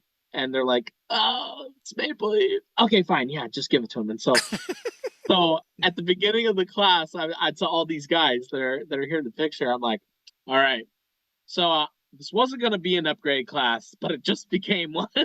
Oh, man. So we didn't get into the gearbox, but we did how to take apart the upper and access the barrel. And um, I talked to them about common issues like if your hop up is protruding too far down, and if your air nozzle is trying to push that pellet through, it's going to choke up your gun. That piston's not going to come forward at the right rate, and your gears are going to chew the crap out of your piston. And honestly, I'm surprised. Like that is a super rookie mistake. Yeah. That is like if you jam your gun and you just hold the trigger down, that is the worst thing you can do because you will destroy your piston if it's plastic, if you're lucky, or it will strip out your gears. Mm-hmm. And then you'll have the new gear set and metal shavings everywhere. Like I've had people tell me it's like, well, that's more advanced. I'm like, bro, bro, bro. No, it's not. Like I used to work at a store as a store technician. Like showing someone how to adjust their motor height. That one most people are like, yeah, that's a skill everyone should know because it's like Mm-hmm. it starts to sound a little whiny. It starts to or it just free spins. It's like, tighten that sucker up, make sure that it's not screechy, and as soon as it kind of hits that like quietest noise, Mm-hmm. golden baby. Cleaning your barrel, like what you were saying, like talking to them. I don't know what your philosophy is, but I've heard many different philosophies. Mine that I ended up telling them was it's like, hey, sometimes you really just need to get the gunk out, and rubbing alcohol works great for that. However, your bucking is made out of rubber, and I've had other techs, want to die on this opposite hill that it's like you should use silicone in your barrel. And so I'm just like, do whatever you think works best for you. But sometimes it's nice, I will take my barrels apart. Like I will take the whole thing out and Yeah. find a way to get the crap out if and when I find myself playing a lot. I haven't, so I haven't really cleaned my stuff that much because even though I have some cool stuff, I don't really use it right now. If I was playing more, I'd totally be cleaning these things more regularly. So Mm-hmm. um and then what was some of the other stuff? They were so awesome. Like every single one of those guys. Two of them came back. The two guys on the left, they came to this second course, which Okay. there's another picture. I don't know if I shared it to my Facebook page, but I know I'm tagged in it where um I'm wearing a different shirt. But those two came back and we had a really great time at the yeah, I don't think I ever put it on my Facebook page. Erica sent it to me, but um here maybe I'll just post it really quick because Yeah. I can do that. Well, you And got a lot of good pictures on here and explanations of some of the stuff that you're working on. yeah, it's funny, like a lot of that stuff is like older stuff. Like that's interesting. I can't what was it? I broke something, like I lost a part, and I figured out that if I have a tap set and I tapped the hole for that screw and it made that adjuster for the hop up arm really solid. And Mm. I'm working on this like okay. So in our area there's a couple people who've spent like they've got a decent amount of money and have spent lots of money on parts and that stuff, and then they Yeah. turn around and it sits in their garage forever, and then they turn around and sell it. And so I have like from several different people, I have boxes of like kind of upgrade parts and weird upgrade parts and stuff. And so I have this AK that I'm working on. It's not really pictured here, but um it's got like all kinds of weird stuff in it. Like it's got like this old dual sector gear set in it. It's got this Hmm. random torque motor. It's got it's like what do you call it? A bore up kit in it for more air volume. Like, and I just want to see what happens. Yeah. just I just want to like that's how I do stuff. I'll take just random crap and um yeah, that camo gun next to the SVD that's kind of in the middle left of your page. It's a G36 that I painted. Um, Oh, that's cool looking, dude. I made that for Galactic Civil War. Uh, Oh, okay. it, it's I have no idea where that aftermarket handguard came from. I have never seen one of those before in my entire life. Um, it must be just something weird aftermarket. I don't know, but it holds a good sized battery, and on a 7.4, it shoots it really nice. Yeah. Uh, so I 3D printed the silver bits. So it's like I made kind of a vaguely blaster looking end for it, and Oh, okay. it's So an what about ambidextrous. the Yeah, barrel? that's 3D printed. Yeah, Dude, that's cool looking. yeah. And there's a reel somewhere. There's a video of it. It shoots really fast. I have it on 3 round bursts because the mags can't keep up. Yeah. Um, but it it it turned out super great. And my buddy wants me to give it to him. He's like, man, I've helped you out, man. Like, come on. And I'm like, dude, I haven't even played with it, man. Like, That's uh, funny. Yeah, but that's cool, man. I was surprised that as many people, like everybody seems to like that paint scheme. Like I was thinking, cause 6 mil, he was like, okay, non-earth camo guys, I don't want to see any earth camo. We want to be this as immersive as possible. So I think I made that scheme when I was thinking about like lures. Oh, wow. That Like makes sense. I think that was the inspiration for that. And Yeah. so, um, and then that I actually have it right here.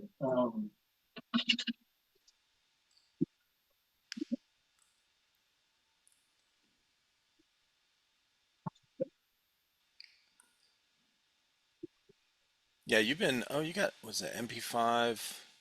Oh, I see the Steyr AUG. We used to have one of those, actually.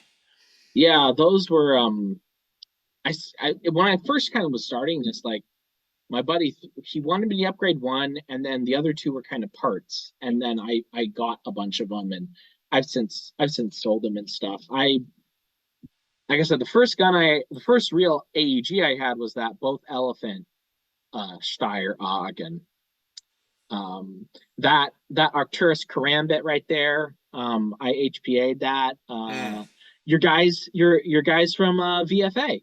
Um, I uh, I donated that gun to them with a voucher for Tech Time, and so the next photo that's to the left of that is with all the HPA stuff that then I put into it. yeah. Um, and so So you reached out. Did you reach out to I just messaged the him. VFA? Yeah.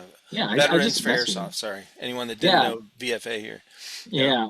Okay. Um, so there's a team called Pork Chop Platoon, and this guy, his name's Rich. I think it's Rich Cudahy. If I got that wrong, Rich, I'm sorry. Um, he's kind of like one of the airsoft dads, airsoft grandpas that runs around. Um, he probably beat me for saying grandpa, but um, he's a really cool dude. He's always pushing people. He'll hand out patches for his team. Like you can play with me whenever you want because you pushed really good that last round. Like just all around fantastic guy. He'll like loan stuff out to people and so he got me connected with VFA. Um, I don't think I've actually met um the owner operator guy. I forget his name, but Freddie um Lux. Yeah. Freddie Lux, yeah. Hmm. Um, I actually sent him a message, and I think he's maybe just too busy. But um, I don't have enough to get a gun at least at this time. Something could change tomorrow. But I was going to offer some tech vouchers to anybody in the area that to might want to if he wants that in the raffle or not. But Well, that's cool, man. um, I had a lot of fun building that. I might see it again here pretty soon. He still's got time left on that voucher. I got to pimp it out some more. So, Nice. um, but there's, I guess I forgot. Oh yeah, there's Wes. Yep, there you Right go. there. There he I is. recognize him. Yep. Yeah, So this is cool at guy. the first one that you went to, This is first the first convention out there. one. This was the second con, but the first one that I was helping with. Right. So this was for the AEG versus HPA. Gotcha. So what was the discussion? So like pros and cons, like I made a PowerPoint. I was talking Oh, about like really? considerations. Yeah. Yeah, I'll send it to you if you want. Oh, that's funny. Okay. Um, yeah, so like I talked about like pros and cons. So it's like with AEGs, you got to think about battery life. You got to think about like how many batteries over the course of like however many years that you have to deal with. You got to think about like you can't really tune it. You got to send it to tech in order for you to really tune it. Yeah. Um, Parts are cheap, and your initial sunk costs can be lower, and the performance like I can't. You've had several people talk about how it's like you can buy $100-something gun, and really, if like from a statistics standpoint, it's really not going to perform that much different than something that's $600, $800. Mm-hmm. Like if you're like you were talking about with that pump action paintball gun, if Yeah. you're aggressive and you participate, like you're gonna have an absolute blast, and you're gonna get kills. You're gonna have a great time. And so it's the same thing here, like um, with this stuff. Yeah, the But HPA stuff, once you HPA something, man, it's very consistent. Uh you're yeah, you don't really have to worry about too much. yeah, now that's an I think it's ANK SVD. It's Springer. It's Mhm. interesting. Like not this model or not this particular gun, but my friend Sammy, who and you can ask him about this. He used to have a spring powered one, and he still has it actually because we traded it back and forth back in Washington, and I actually cut it down. So this is the full length barrel. Like as you can see, that thing is freaking It's gigantic. it is. Like this is long, long, bro. Cause look, the stock's not even on the back yet. Yeah, And this thing yeah. laying here is huge. Well, so if you exit out of that and scroll up just a little bit, it's going to be on the left. Okay, so Right next here. to the G36. So I basically took a hacksaw to the barrel and Wow. cut it down, and I sold that to a YouTuber, X Politica or something like that. He's local. Okay. Um, I don't know him that well. I've watched a couple of his videos, but that's a high cap magazine that's attached to that thing. Mm, And my buddy, Sammy, he's way more into snipers than I ever was. And so I did a bunch of stuff to it. Like I weighted the piston, um I changed up the hop unit, I put an upgraded hop unit in that thing, and it's you got to keep it at like 400 FPS because it does take AEG springs. If you put something crazy hot in that, it is such a workout for your arm. Like you got this little teeny surface for you to yeah. rack it with. The bolt, And yeah. so like one finger or max like one and a half fingers, and you're like, oh, uh, but it's fun. It's really fun to use. Um, but yeah, that was just yeah, there it is. There's the bolt right there. Yep. And the hop units, they're kind of hard to find, but I found one in a parts bin at Airsoft Station for like half price. It was like Oh, that's cool. score. I bought two of them because I mailed it to my buddy. So Right? that M14 that's interesting because it it was broken, like it was missing a bunch of stuff, and so um I got that. I've got it right here. Um, Oh, it's nice. it's got the dual rail because I Oh, found let's see. this rail in the parts bin, and then I Okay. found this rail came with it. I ended up getting two of them somehow, two M14s, and I sold one, and then um I had this one left over, and I got this out of the boneyard, and then I shortened up the barrel. It's actually not that difficult if you know what you're doing. Like it just keys into the I guess what you might call the trunnion or something like that. It just keys into the trunnion here with just like it's just a knob that sticks down into it. So Yep. if you replicate the knob and just make sure it's straight up and down, Yep. um, because this needs to key in properly up here. Like Right. I can just take it off with a hacksaw and then bring it down. And uh, there's another guy called Negative Airsoft. He's in the UK. Yeah. Um, I I watch his videos. Yep. he made the coolest stubby M14. Like it is so cool. He he cut out all of the bolt stuff that's in here, Really. and then that's the battery compartment. And the stock, I swear, is only like this long, That's crazy. and it's so cool. I was so sad because it's like I was making this as he was doing that video, and then I went and watched the video, and I'm like, crap, I already put it all together. I really want to make it shorter because like with that SVD and with this, and that's kind of the goofy stuff that I like. Like I'll shorten AKs. Like I'll Hmm. take that like 2 inches between the um the sight block and the gas tube, and Right. I'll move it back. And it's amazing what that does. Like for like just taking off a little bit off the front, like makes it Hmm. way more.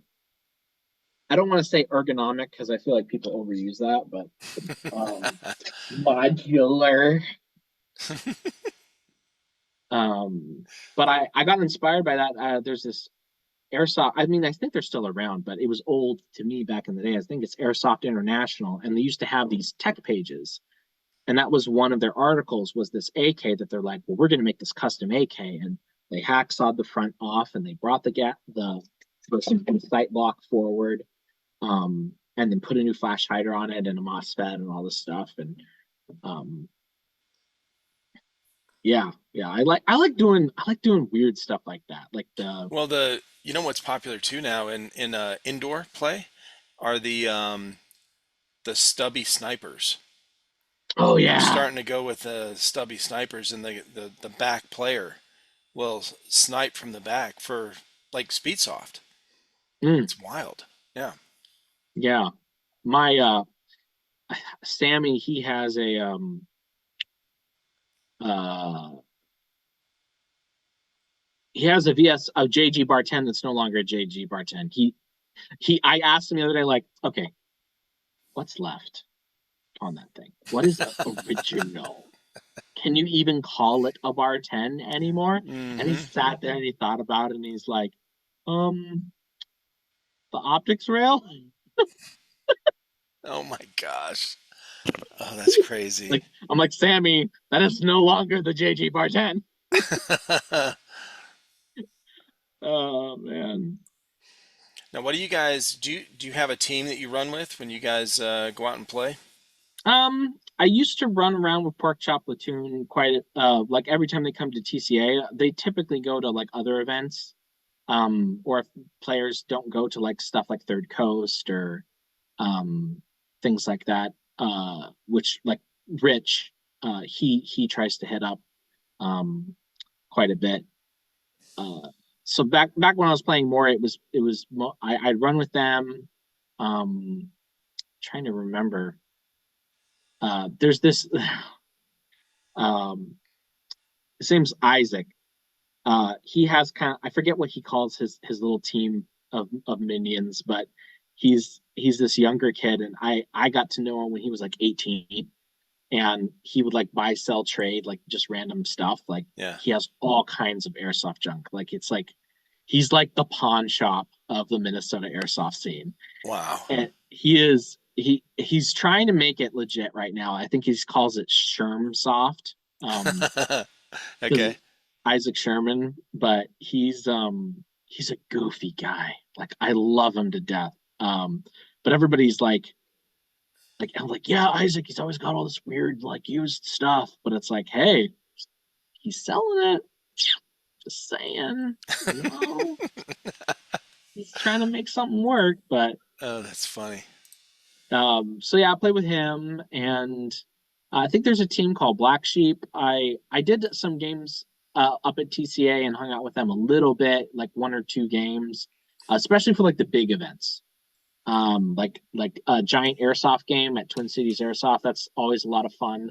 I like they have like teams that bring tanks, which are some kind of Oh, that's ATV cool. or like a truck with like a tennis ball launcher on it, Oh, and yeah, those are cool.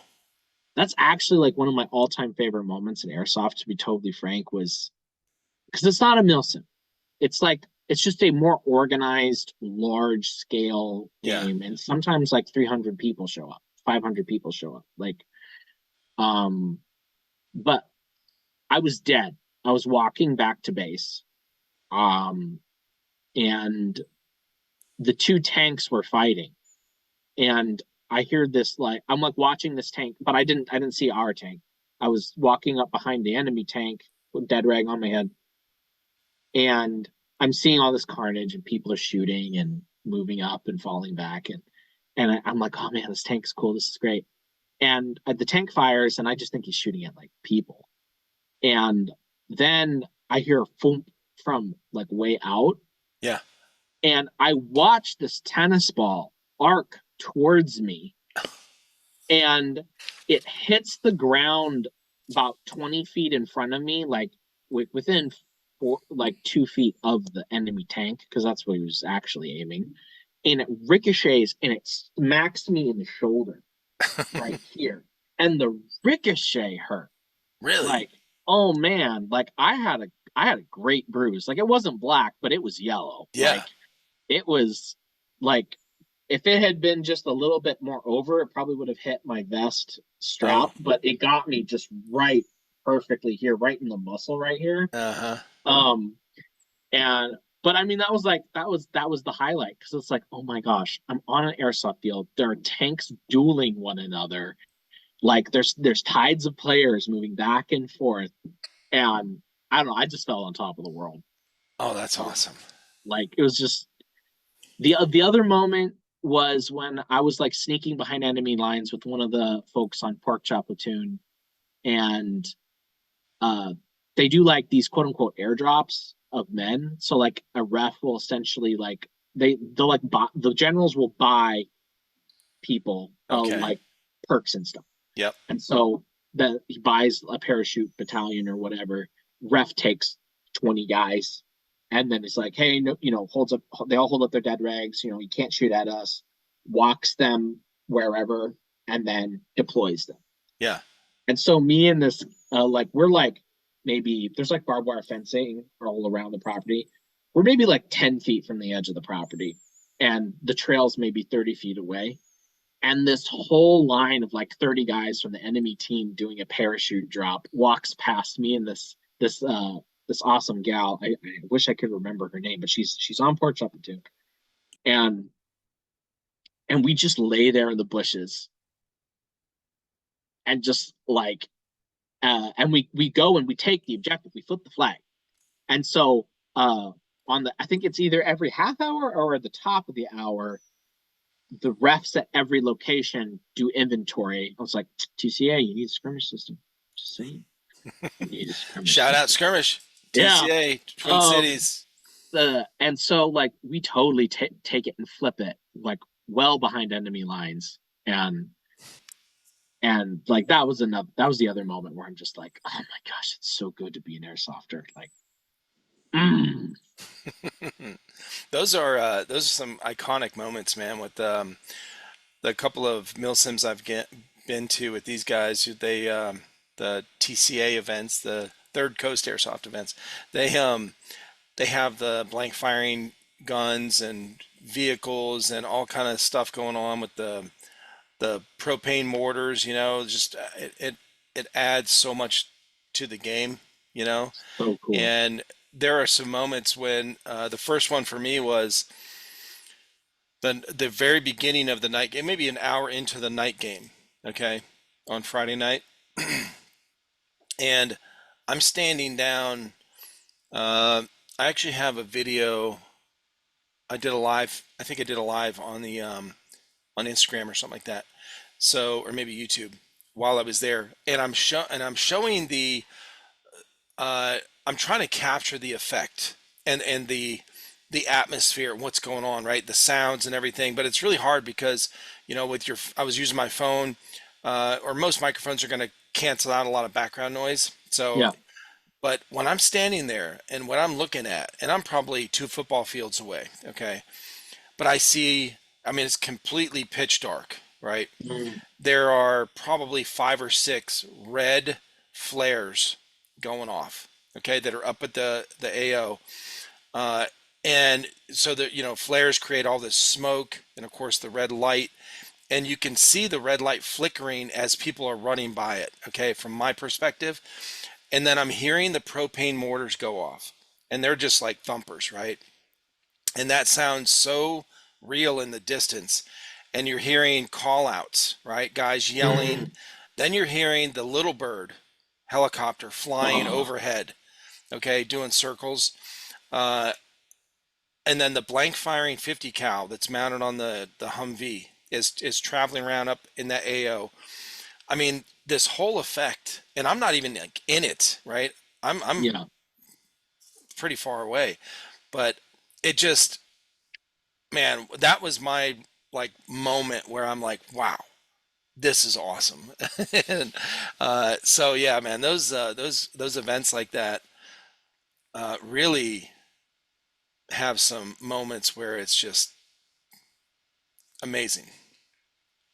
Yeah. I'm looking forward to, if not making this a legit like livelihood, which I that's the dream. Um, at least be able to like make enough on the side to go to some of the stuff. Like I am not in shape. I'm not in shape whatsoever. And I just want to say thank you so much for all the times that you said like, okay, if you're gonna go to do not do Milsim West out of the gate. This is a Yeah, bad idea. Like right. you gotta get ready. You got to work up to Um, that, man. Yeah, oh yeah. And it's like I don't know if I'll ever work up to Milsim West, but definitely I would love to go um to one of these. And another good friend of mine, he's we called him Dickie. Uh he's the HBA LMG guy. Like I think he's actually training to be EOD. oh, okay. Um and so he's like out and away, and he'll come up and play a game every once in a while. And he's a total badass. Like I love that guy. I miss that's one thing that it's like I don't think you realize when you get into this is like you're talking about like someone you met like 30 minutes ago and you shot each other and then all of a sudden you're like buddies now. Yeah, Like realizing how much I miss some of these guys that have had to like kind of like move away, or even like the guys back in Washington that I don't get to see. And like, man, like just the going back to like some of the hardship stuff. It's like what we really need is people. We need relationships, man. mm-hmm. Like, and if we can like if running around like a bunch of idiots shooting each other with tiny plastic balls is how we bond and we form lasting relationships as a result of it, then get a gun and come out and play. Yeah, for real. Do it. Get involved in some way. Go to these events Yeah. and get involved in some way, man. That's Yeah. Or just yeah, take pictures. Like was Click Click Boom Boom, yeah. right? Yeah, that was a great episode. I love that Oh episode. yeah. Shout out Val. Yeah. If you hear this, need to have you on again, girl. Yeah. Yeah. And I loved her passion of being able to watch her son. Like that was cool. Like speaking as Yeah, a new father, like exactly. that was so great. That's one of the things too, man. That's so many family members, and I'm talking like boyfriend girlfriend, like they're doing it. They're playing airsoft together. You got families, dads and sons and daughters, and moms are getting out there with their sons. Like they're figuring out a way to get involved somehow because, and that's what I was talking about earlier. The passion.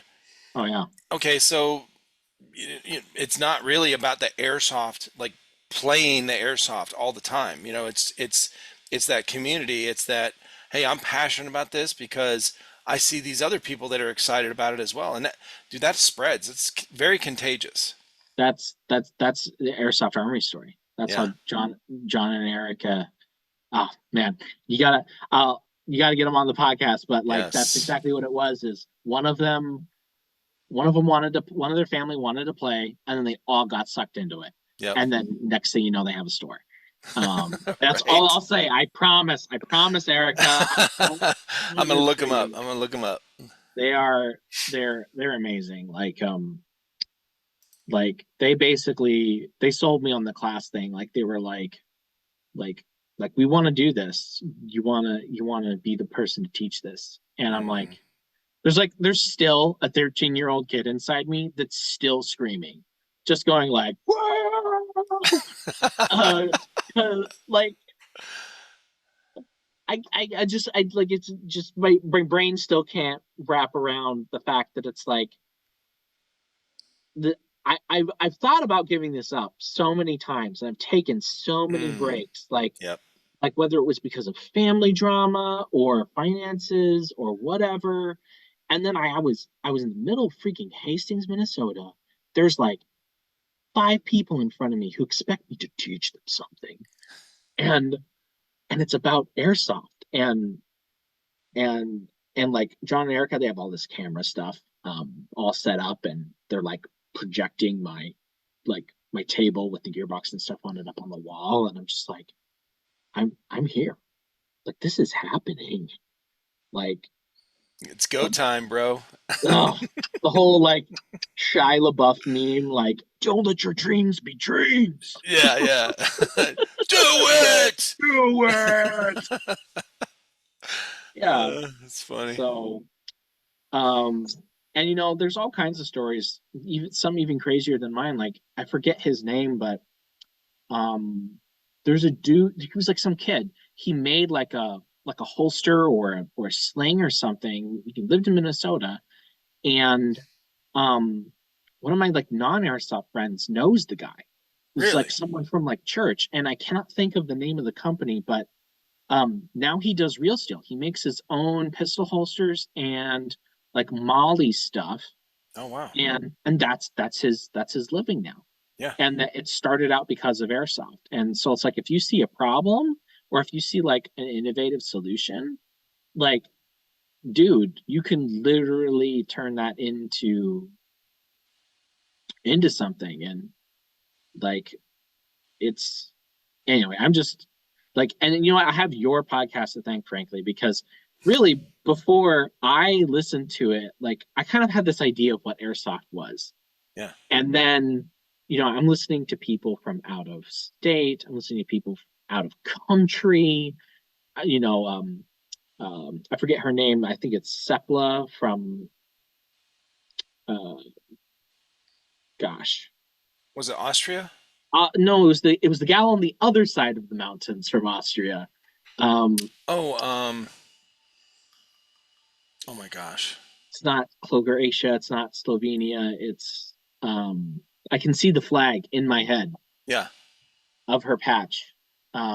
She had the picture with her with the cat ears, and she went mudding and was totally covered in mud on her Yes. Instagram. I think I I'm showed that. I'm so sorry, Growl. I'm so sorry. I can't remember your name. I know who you're talking about.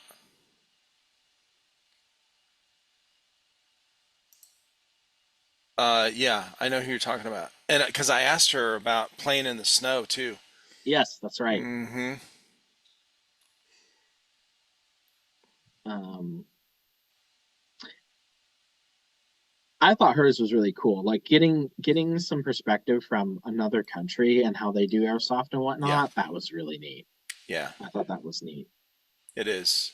That's how I feel uh, when I'm looking at these as well, or when I'm looking back on these and I'm watching some of this stuff when I'm editing, and obviously while I'm meeting the people, Yeah. it's yeah, I'm scrolling through because I'm trying to find.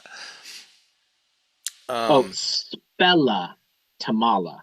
yes, Spella, yep, if I'm saying that right. yep, yep. Um, Yeah, she was. What, it might have been Slovenia area. Slovenia. Yes, Uh that's huh. it. Yep. That's it. Yeah, I've had man. It's some of the people. I mean, I don't know a lot of times when I reach out to somebody. I'm not sure because if they don't have it posted on their Instagram or something, like where they're at, I don't really know. Like I'll have to ask them what time zone are you Yeah. in, and then I find out. Oh, they're in this country, and I'm like, oh, okay, cool. I've never known anyone in that country, you know. So when Yeah. we start talking, it's one of the coolest things is learning their culture. Like, how did you grow up? How was school? Like, what was high school like? What do you know? Do you guys Mm. have this? You know, are sports like a big deal in your schools? Like, what do you know? That kind of thing. So, yeah, it's those are the kind of things I love to do in real life as well. Like, and on here, obviously. So, it is cool to find all these different perspectives, cultures, things like that. Oh yeah, 100%. And like, I think I my buddy David, he's since moved to the UK. Another cool guy. He was talking about how it's like what were we talking about? We're talking about how about finding interesting people and Yeah. like getting to know them and becoming friends and stuff. And like, do we ever really have any normal friends? Do those actually exist? And you know what? There's one more thing that I told myself I had to talk about. Let's It's go. actually a huge part of the airsoft story. So we kind of were just playing at our houses, right? Like we would find people's land or whatever. And then we heard about this place, this magical land called ABT. I don't know what the ABT stands for, but it was a field. And it was run by this crusty old limo driver who looked like a biker. And he would braid his beard with beads and they'd stick down about yay and it had little X's on them and he was called X. And you know swear and like build his own guns and like blow up lipos in his shed and like he talked about how it's like yeah when I was first checking oh no there's one more thing. Okay, so beard, beads in the beard, and then way back when people used to be okay with taking like the it almost looked like that like those perforated screens for like stoves. Like it used to be this metal Oh mesh. yeah, right. Yeah. But then because they flake, like the metal flakes and stuff, Hmm. they got rid of them. Well, so he would wear those and they'd be like these like flying goggle looking things. And then a green bandana, just totally ratty. And then he had like two high caps on his belt and some crazy M4 he had a 12-volt lipo wired into. and he'd talk like this. He'd have his goggles on and his bandana and be like, "Yeah, man, I was like working on this thing, and I thought a little lube is great. A lot of lube is really good. So I put a whole bunch of lube in this gearbox, and I got it all set up. And I pointed at the target, and I pulled the trigger, and it went whoa, whoa." Like spat this huge gob of lube out of it, and it's like there was this one moment I remember where he just started screaming and everybody's like, what the hell's going on? And he's going like, yeah. yeah. He's like, I killed 3 guys through the window over there, man. That's better than jacking off. Oh my Like, God, he sounds like a wild character, bro. dude, and it was so sad because he was charging $5 a game, Yeah. and like just to keep it running, just to build like some obstacles or whatever. Like Yeah. he was not profiting off. He was living in the trailer on the property. The house had burned down. We were Oh. playing in like the rubble, and he lost the land because he wasn't reporting it on his freaking taxes. Oh. Yep. And I've never heard from him since. No one knows where he went or what happened. But that dude inspired me because he started talking about like, yeah, man, we gotta like promote airsoft as this cool, wholesome thing because it's great. Like anybody can play airsoft. Like, and you start accepting it in schools. The next thing you know, you've got teams and man, like father son stuff. And um, he's just I don't know what planet he came from, but like he was my kind of guy. Like I just love the dude, and then he just disappeared. Yeah. But his I the one last thing I'll say is there was this moment where I was grabbing water or something. I left the game field, and the scout, I'm assuming is his wife, comes out of the trailer home and comes up to me, and she's like, "Have you seen Hubert?" And I'm like, "Who?" My husband. Oh, you mean X? Oh, that's why he calls himself X. Oh my gosh, that's funny. I call myself X if I was called Hubert too. Just saying. And he had X painted on those metal mesh goggles. Oh, that's hilarious. Oh I man, mean, yeah, you got to have a cool nickname, man, especially if your real name is kind of like doesn't fit your persona, okay? I can't get rid of mine. Um, What is your but call sign on the field? so, oh my god. So I kind of have two. Okay. Um, there's this other team. Yeah, oh, I guess I do have a team I run with. I totally forgot. Please don't hurt me. Um, so these guys, um, parental warning, explicit behavior. Okay. So the manager of the store I used to work at, um, this is her team, and that airsoft store, like we became really tight. Her husband, and some of their friends, we would go, and it got to the point where, like, I was working together with them. It was part of my job. I was going to school, and she went into premature labor at work, Oh, and I got to hold her hand and wait for her husband to get there because her water broke. whoa. Um, and all the other like this is the kind of weird random bonds that happen. Like and so anyways, I don't really hang out with him that often, but when we're on the field, like it's legit. And she was actually one of the commanding generals um for one of the giant airsoft games, and we did really good. We we were on point with comms, and it totally showed.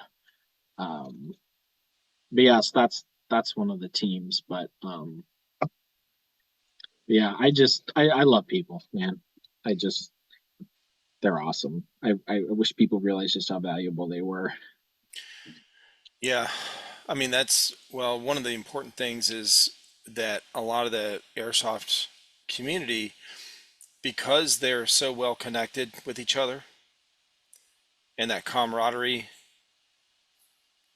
is there, they they stay, most people, they'll stay connected in some way. Even if they are not able to go to an event or whatever, they're going to stay Yeah, connected in some way, you know. It's yeah. important. Yeah. So what do you got planned for the rest of the year? What are your aspirations? What do you got? What would you So like to do? And then what do you got planned? so the convention's definitely numero uno. Yep. Oh, I forgot. That's what I was talking about. I was talking about call signs. Oh, duh. I'll Yeah, go that's through that right. real I, quick. I forgot to. My bad. Um, so these guys, they call me Todd because her husband's name is Jeff as well. And saying Jeff on the radio and having two people try to answer at the same time is not good for Nope. comms on your bow thing. Um, when I was standing in line for one of these events, I gave away some parts to a buddy of mine, like just in the line. And there's like, 50 people in line. Like we're sitting there for like an hour. Uh, and my buddy Isaac from Shermsoft, he's like, Jeff, you're so nice. You're just an awesome dude. You're like Airsoft Jesus. And I'm okay, I'm a little fat and I got a little bit of beard and I keep my hair somewhat short. I don't look like Jesus. Okay? I don't. And he's like, you're like Airsoft Jesus. And I have done nothing besides just be me. And now I'm Airsoft Jesus. So my other buddy made it worse. He made me a name tape. And so now it's like official. Now when I'm at TCA, I'm Jesus. So I just Hey, like man. like there's a part of me like as a Christian, I'm kind of like, okay, fine. It's Is not. this It's not is this blasphemy. It's not it's not blasphemy. it's not, and it's like, okay, I'm supposed to be the hands and feet. Okay, all right.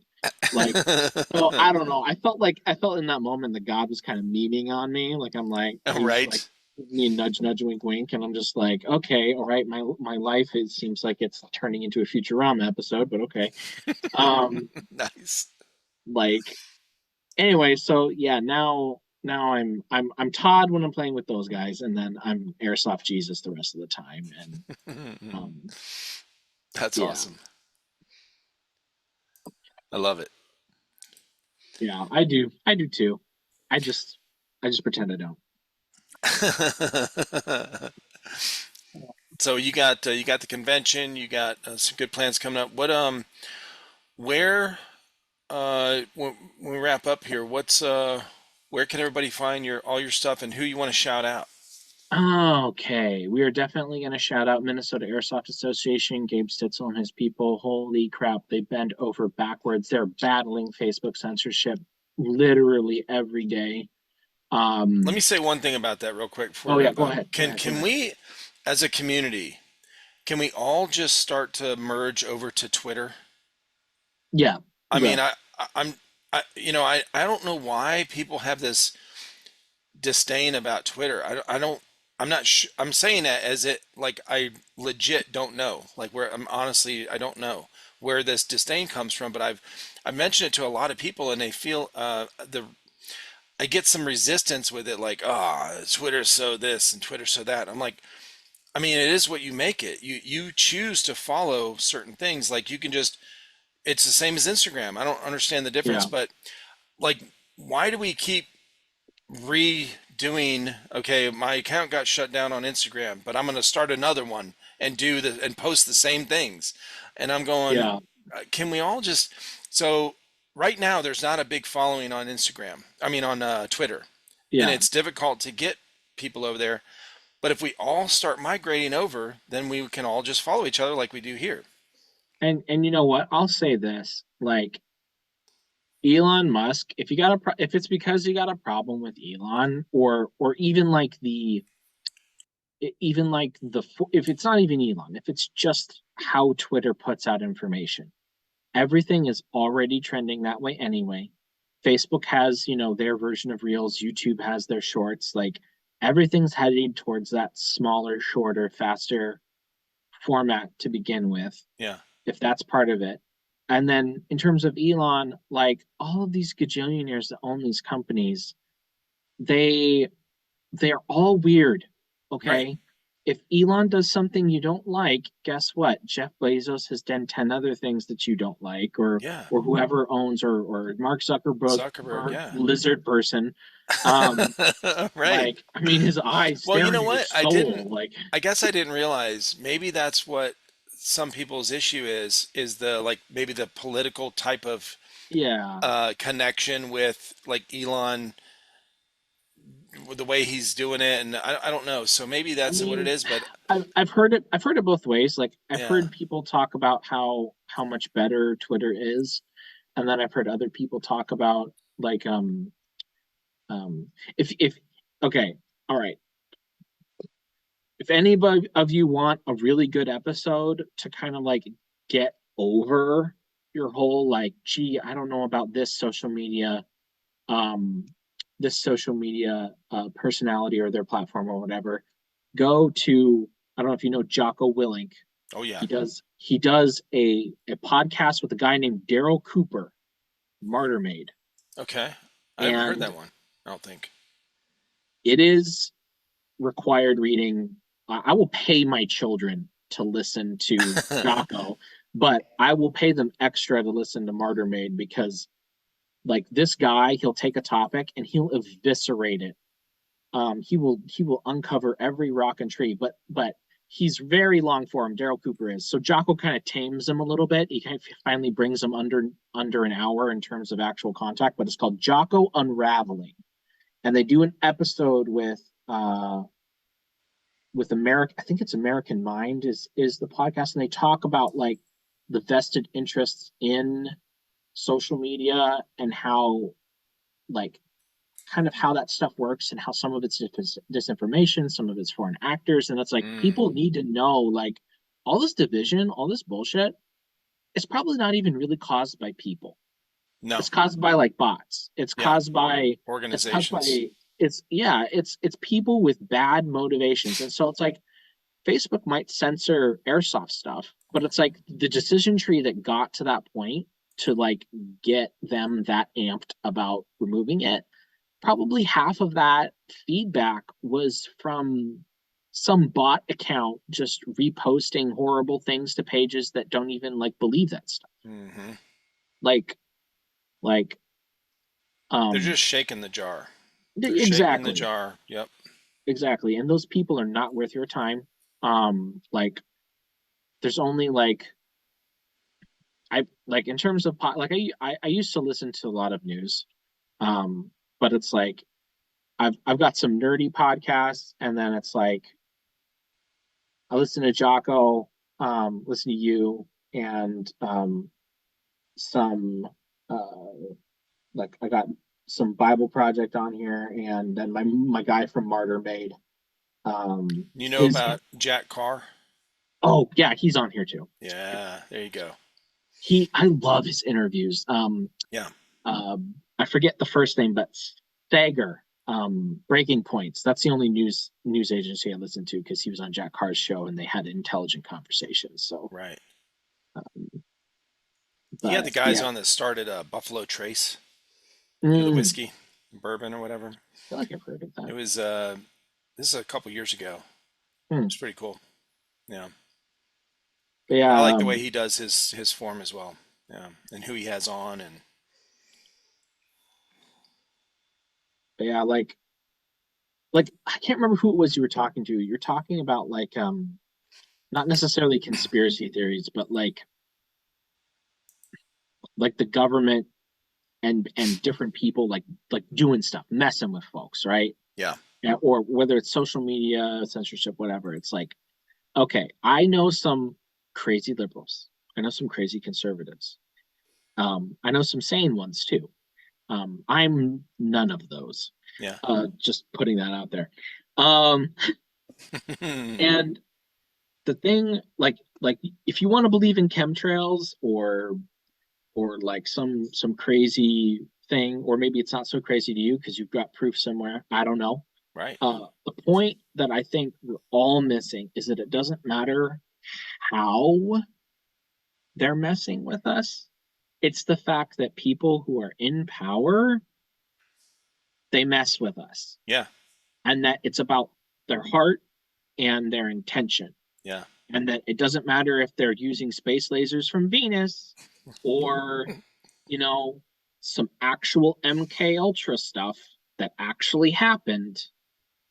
Like that's where the real battle is. It's stuff that's the battle's in here and it's in here. Yeah. It Mind and is heart. Hmm. it is it is not it doesn't matter. Yeah, it doesn't matter. You can come up with whatever theory you want, but it's until the people are the ones that wake up. Like it's and we actually talk about this stuff. You know, we treat each other like human beings. Like Yeah. nothing's gonna happen. So there, my soapbox. I'll fold it up. That Put it wasn't away. bad. That wasn't bad. You're not talking in a judgmental way or condescending, so you're good, man. But I mean, these are real issues that, Yeah, obviously, if we didn't have the social media censorship that we're all feeling in we wouldn't be talking this, about it. community, we wouldn't be talking about any of this Yeah, stuff. None of the politics stuff would come up really because it would be a non-issue, right? yeah, And most of it is. Most of it's a non-issue. yeah, When you go out in your daily life, most of these things that are so important online, like just like, oh my gosh moments, right, that you see online, that look at all this division yeah, between whoever. That's not really happening that much in daily life, in most people's lives. So yeah, there's some hot spots around the country that'll happen in, but the all the social media posts that gets all the reposts is what amplifies it. yeah, But that's not really what happens in real life. It's people are in general, they're kind and polite to each other, and they're willing to help each other. It just even outside of the airsoft community, it's I see it all the time when I'm driving around during the day or stopping at a gas station. Like there's people that legit stop and help people all the yeah, time. Yeah. yeah. Yep. And that it's like it's kind of that reminds me of what you were saying too. I think it was the PewDiePie episode. You guys were slamming down some awesome dad advice. And I think it was that episode. I could be wrong, but you're talking about it's like, hey, before you post something online, like think about look you saying that to their face, Yep. somebody right in front of you, and I've been holding my tongue for a long time over some of my friends back in Washington posting stuff, and I'm just like, I think that the biggest thing that people get wrong is that they assume that the other, the them that they're railing against. And I make the same mistake with this whole Facebook censorship thing. I'm like, those idiots over it. I'm Yeah. like, They don't. grr. Yep. like They're the enemy. assuming that like being like that's the ultimate kind of judgmental that it's like I don't believe in. Do I meet that standard? Hell no. But it's like I believe it's wrong to judge someone's heart and their intentions based off of like whatever bizarre logic that you come up with. Don't get me wrong, people are bizarre enough. Hmm. Like, but it's like and I'll shoot it to you when I get a chance. But like that letter that I wrote, it's like I was attempting to kind of put it in the mindset that it's like I'm going to give these folks at Facebook the benefit of a doubt. I had one of my buddies tell me that there was some kind of article that ago where there were like gang members using the hashtag airsoft and they were posting like them having shootouts with like real steel stuff in like downtown somewhere. Whoa. Yeah. And I'd never heard that. Like I don't know what the story is. I don't know where it That's is, crazy. Yeah. but that it's like people are getting shot up and the videos are being posted. And I mean, you've brought up in the past that it's like I think it was street takeover like that's a hashtag that has all kinds of crazy gang stuff going on down on it. Mm, Um, and I don't know, like I really don't like. I'll be the first to admit I don't agree with a lot of the politics that typically comes out of Silicon Valley. I'll, yeah. I'll be the first to admit that. However, a lot of those people who don't understand this stuff, they take a look at some of the things that we put out there, and there's a certain degree of fear because that's what they've been kind of like, you know, brainwashed if you want to be uncharitable or like their like Taunt. cultural origin yeah taught if you Yeah. want to be charitable it kind of freaks them out a little bit. It's like, well, why would you like run around with 1-to-1 scale replicas of Yeah. AR-15s? Oh Assault no, weapon. assault weapons. um like Yeah. like that might freak them out a little bit, and so it's like Well, I mean, Um, think about something like what you're saying. Like if you grow up in urban kind of maybe a upper class or middle upper class, upper middle class, whatever area, and then you go to college and you work in one of these places, right? yeah. You're never exposed to uh, that any of that stuff, guns, gear, Mhm. like Yeah. tactical gear, anything like that, right? Um, Yeah. and you start seeing this stuff online, and it is like stereotypical of uh, that stereotype is like, okay, maybe military veteran that's doing dumb guy stuff, like tough dumb guy stuff, right? Like, Yeah. I mean, I get it, right? And and that's like the other side of what a nerd would be coming out of high school as, right? Like they're not like maybe that was who they got picked on by Oh in yeah. school. No, So they're 100%. like, oh, this these guys again, at the rough, tough voice and their tattoos and their guns and then they see airsofters, they're looking like this kind of dressing up the same way and showing all, their logos and their symbols and their patches are like hardcore and blood dripping and Yeah, okay, like, yeah, yeah. you know, 100%. like, dude, we're No, shooting little toy guns, okay? and I'll just throw out as well. It's like that, like we can empathize with how someone else thinks about a situation, even if we totally 100% disagree with them. Yeah, That does not mean that you and I and any other airsofter out there should not fight this. Like, right. Oh, I just, absolutely. I just want to say that it's like our culture is filled too much with this like zero compromise, like Yeah. shucks, what's the term? It's not gas. I mean, gaslighting, yeah, but um, double down. Hmm. It's like you get caught out, and it's like, nope, you just double down on what you said previously, even though Yeah. it's total bullshit. Yeah. Like if we have humility, if we're able to be um, like I don't want there to be any restrictions on airsofters, period. Like I frankly I Same. think that the like the California like orange on the pistol grip and the barrel and the stock, I think that's dumb. Yeah. Um, in fact, the local store that we used to go to as a child back in Washington, it was a long time ago, but they were in an article where this it was either ATF or FBI agent who'd been bounced around for incompetence like 7 different times. And he got a hold of a shipment of gas. I think it was like GHK gas, the gas magazine M4s. Yeah. And he's like, these can be converted to a weapon as he's putting the magazine in upside down Good and it Lord. keeps falling out Oh, I've of seen the this. magazine. Yeah. Yeah, that was air I have the patch actually. That was Airsoft Outlet Northwest. They no longer exist. They're closed. Um, and it was their shipment of gas guns that got seized. Yeah. And it was I mean they won, but it's like it was just total like it tied them up.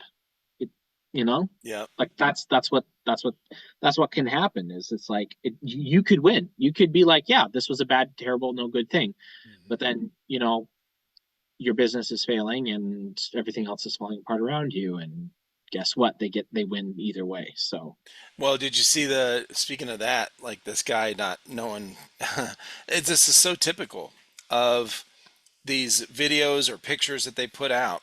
They meaning these agencies or, anything that's the government stuff that's against yeah. citizens having guns. Uh, this one wasn't really about that, but the Navy, did you see the post with the Navy, a picture of a guy and then supposedly on a Navy ship or whatever, and he's shooting an AR-15 or whatever. Like, there's so many things wrong in the picture. Mhm. Uh, the scope is literally backwards on No. top of the gun. It's mounted backwards. Okay. The way he's holding it, it's I gotta pull it up, man. I gotta pull it up. Uh, That's so funny. That reminds me of like it's one thing like to any new airsofters out there who have managed to endure however long we're at. What are we at? We're at like Yeah. what, 2 3 hours now, 2.5. Um, Oh yeah, right. Yeah, two uh, and a half. Yep. uh, like it will amaze you how many shows use airsoft guns. Like I remember as a younger, like I think it was like a teenager. I don't. There's this show called Psych, and it's like this Oh, I love that comedy. show. So there's That this was my son's firefight. favorite show. Yep. There's this firefight, right? Where I think it's Julia. She's like, she pulls her Glock bag out and she looks at it and she's like, I'm out. And you can see the clip lips and the gasket. Oh, that's funny. And then she puts it back in, and or there's another scene or something, and one of the other guys is holding it like this. He's like talking or whatever. You can see the fill valve in the base of his magazine. And I'm like, I know what that is. Oh, that's hilarious. Um, yeah. Uh, Another one that's super popular right now is the even though I ugh, AP an APS UAR. It's in Halo, and it also appears. It's that weird bullpup that they made that uses version 3 gearbox, but it's M4 megs. Yeah. Um, it's in the Halo, the Halo show. It's in the Expanse. The Mars Troopers use one, and then I feel like there's another place that you see it, but um, that's another thing I talked about at the con was brands you shouldn't buy. Stay away. I'm gonna share the screen real quick because you got to Yeah, see go this. ahead. Look.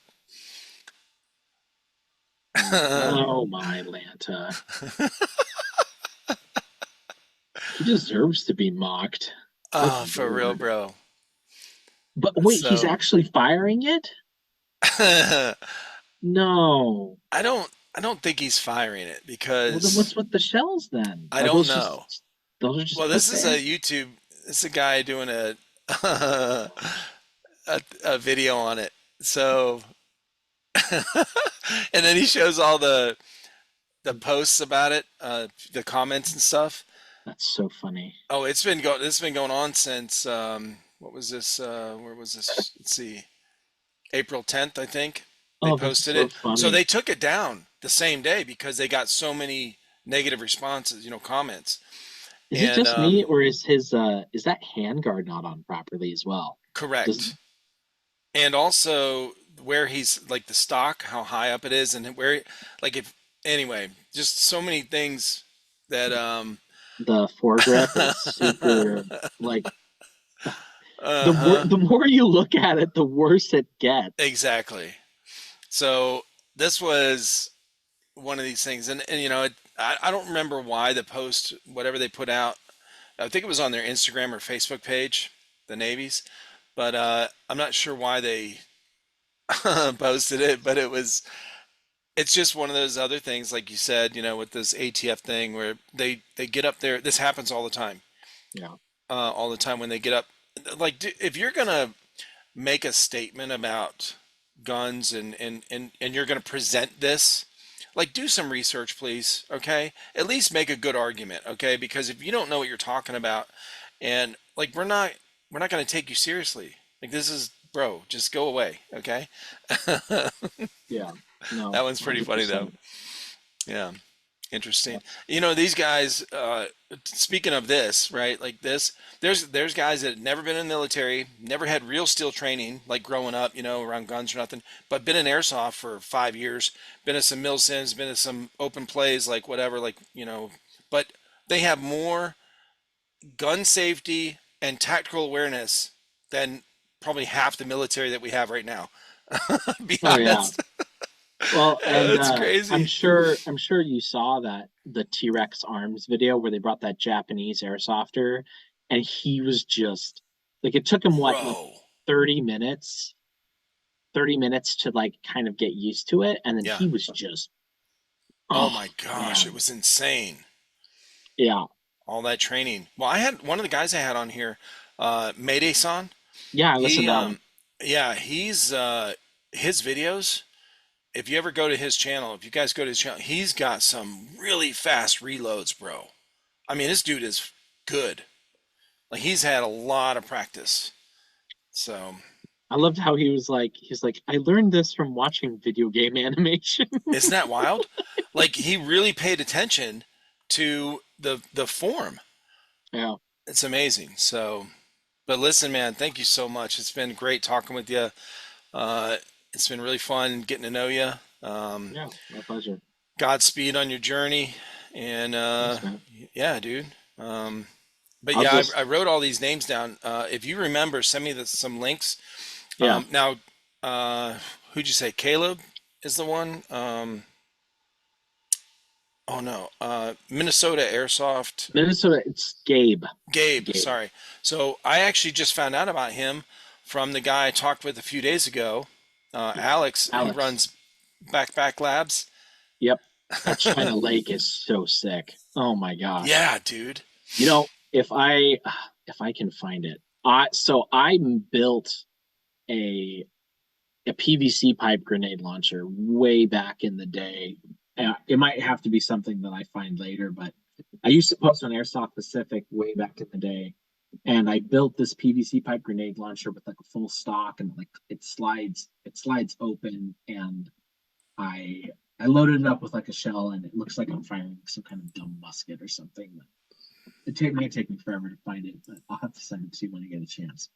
But so like when I saw him like 3D printing all of that, and then he's like shoving tagging rounds in it, I was like, oh, childhood dreams, man. Right. But yeah, Gabe Stitzel, Minnesota Airsoft Association, please come to our massive event. Amped is going to be there. There's going to be a bunch of other retailers there. MOS Manufacturing, the guys that do Arcturus, they have a rep that's going to be there. I'll be there doing my gearbox demos, raising awareness about like how to take care of your airsoft gun and that sort of thing. Airsoft Armories, they're going to have an HPA demo, and John and Erica, they're super great people. Um, Trying to think of Mir Tactical's going to be there. The Nice. guys from Mir, they're really great. The Fields, of course, Big Lake Tactical, Airsoft Station will be there. Jared, he's the manager of that store. He's pretty cool. He and I go back to when I was working there. Um, and Yeah, it's just going to be a great time. It's going to be a great time. Please come. Um, the 11th, May 11th, at the National Guard Armory in Brooklyn Park. Um, Awesome. yeah. So Good, yeah, man. I'll have these links in there. If you remember, send me some of those links. And yeah, sure like I thing. said, this will come out in a couple days on Sunday. So awesome. Thank you so Yeah. much, dude. I appreciate you. Thank you, man. You've been a blessing. Awesome. Have a good night, brother. You too. Take care. Bye.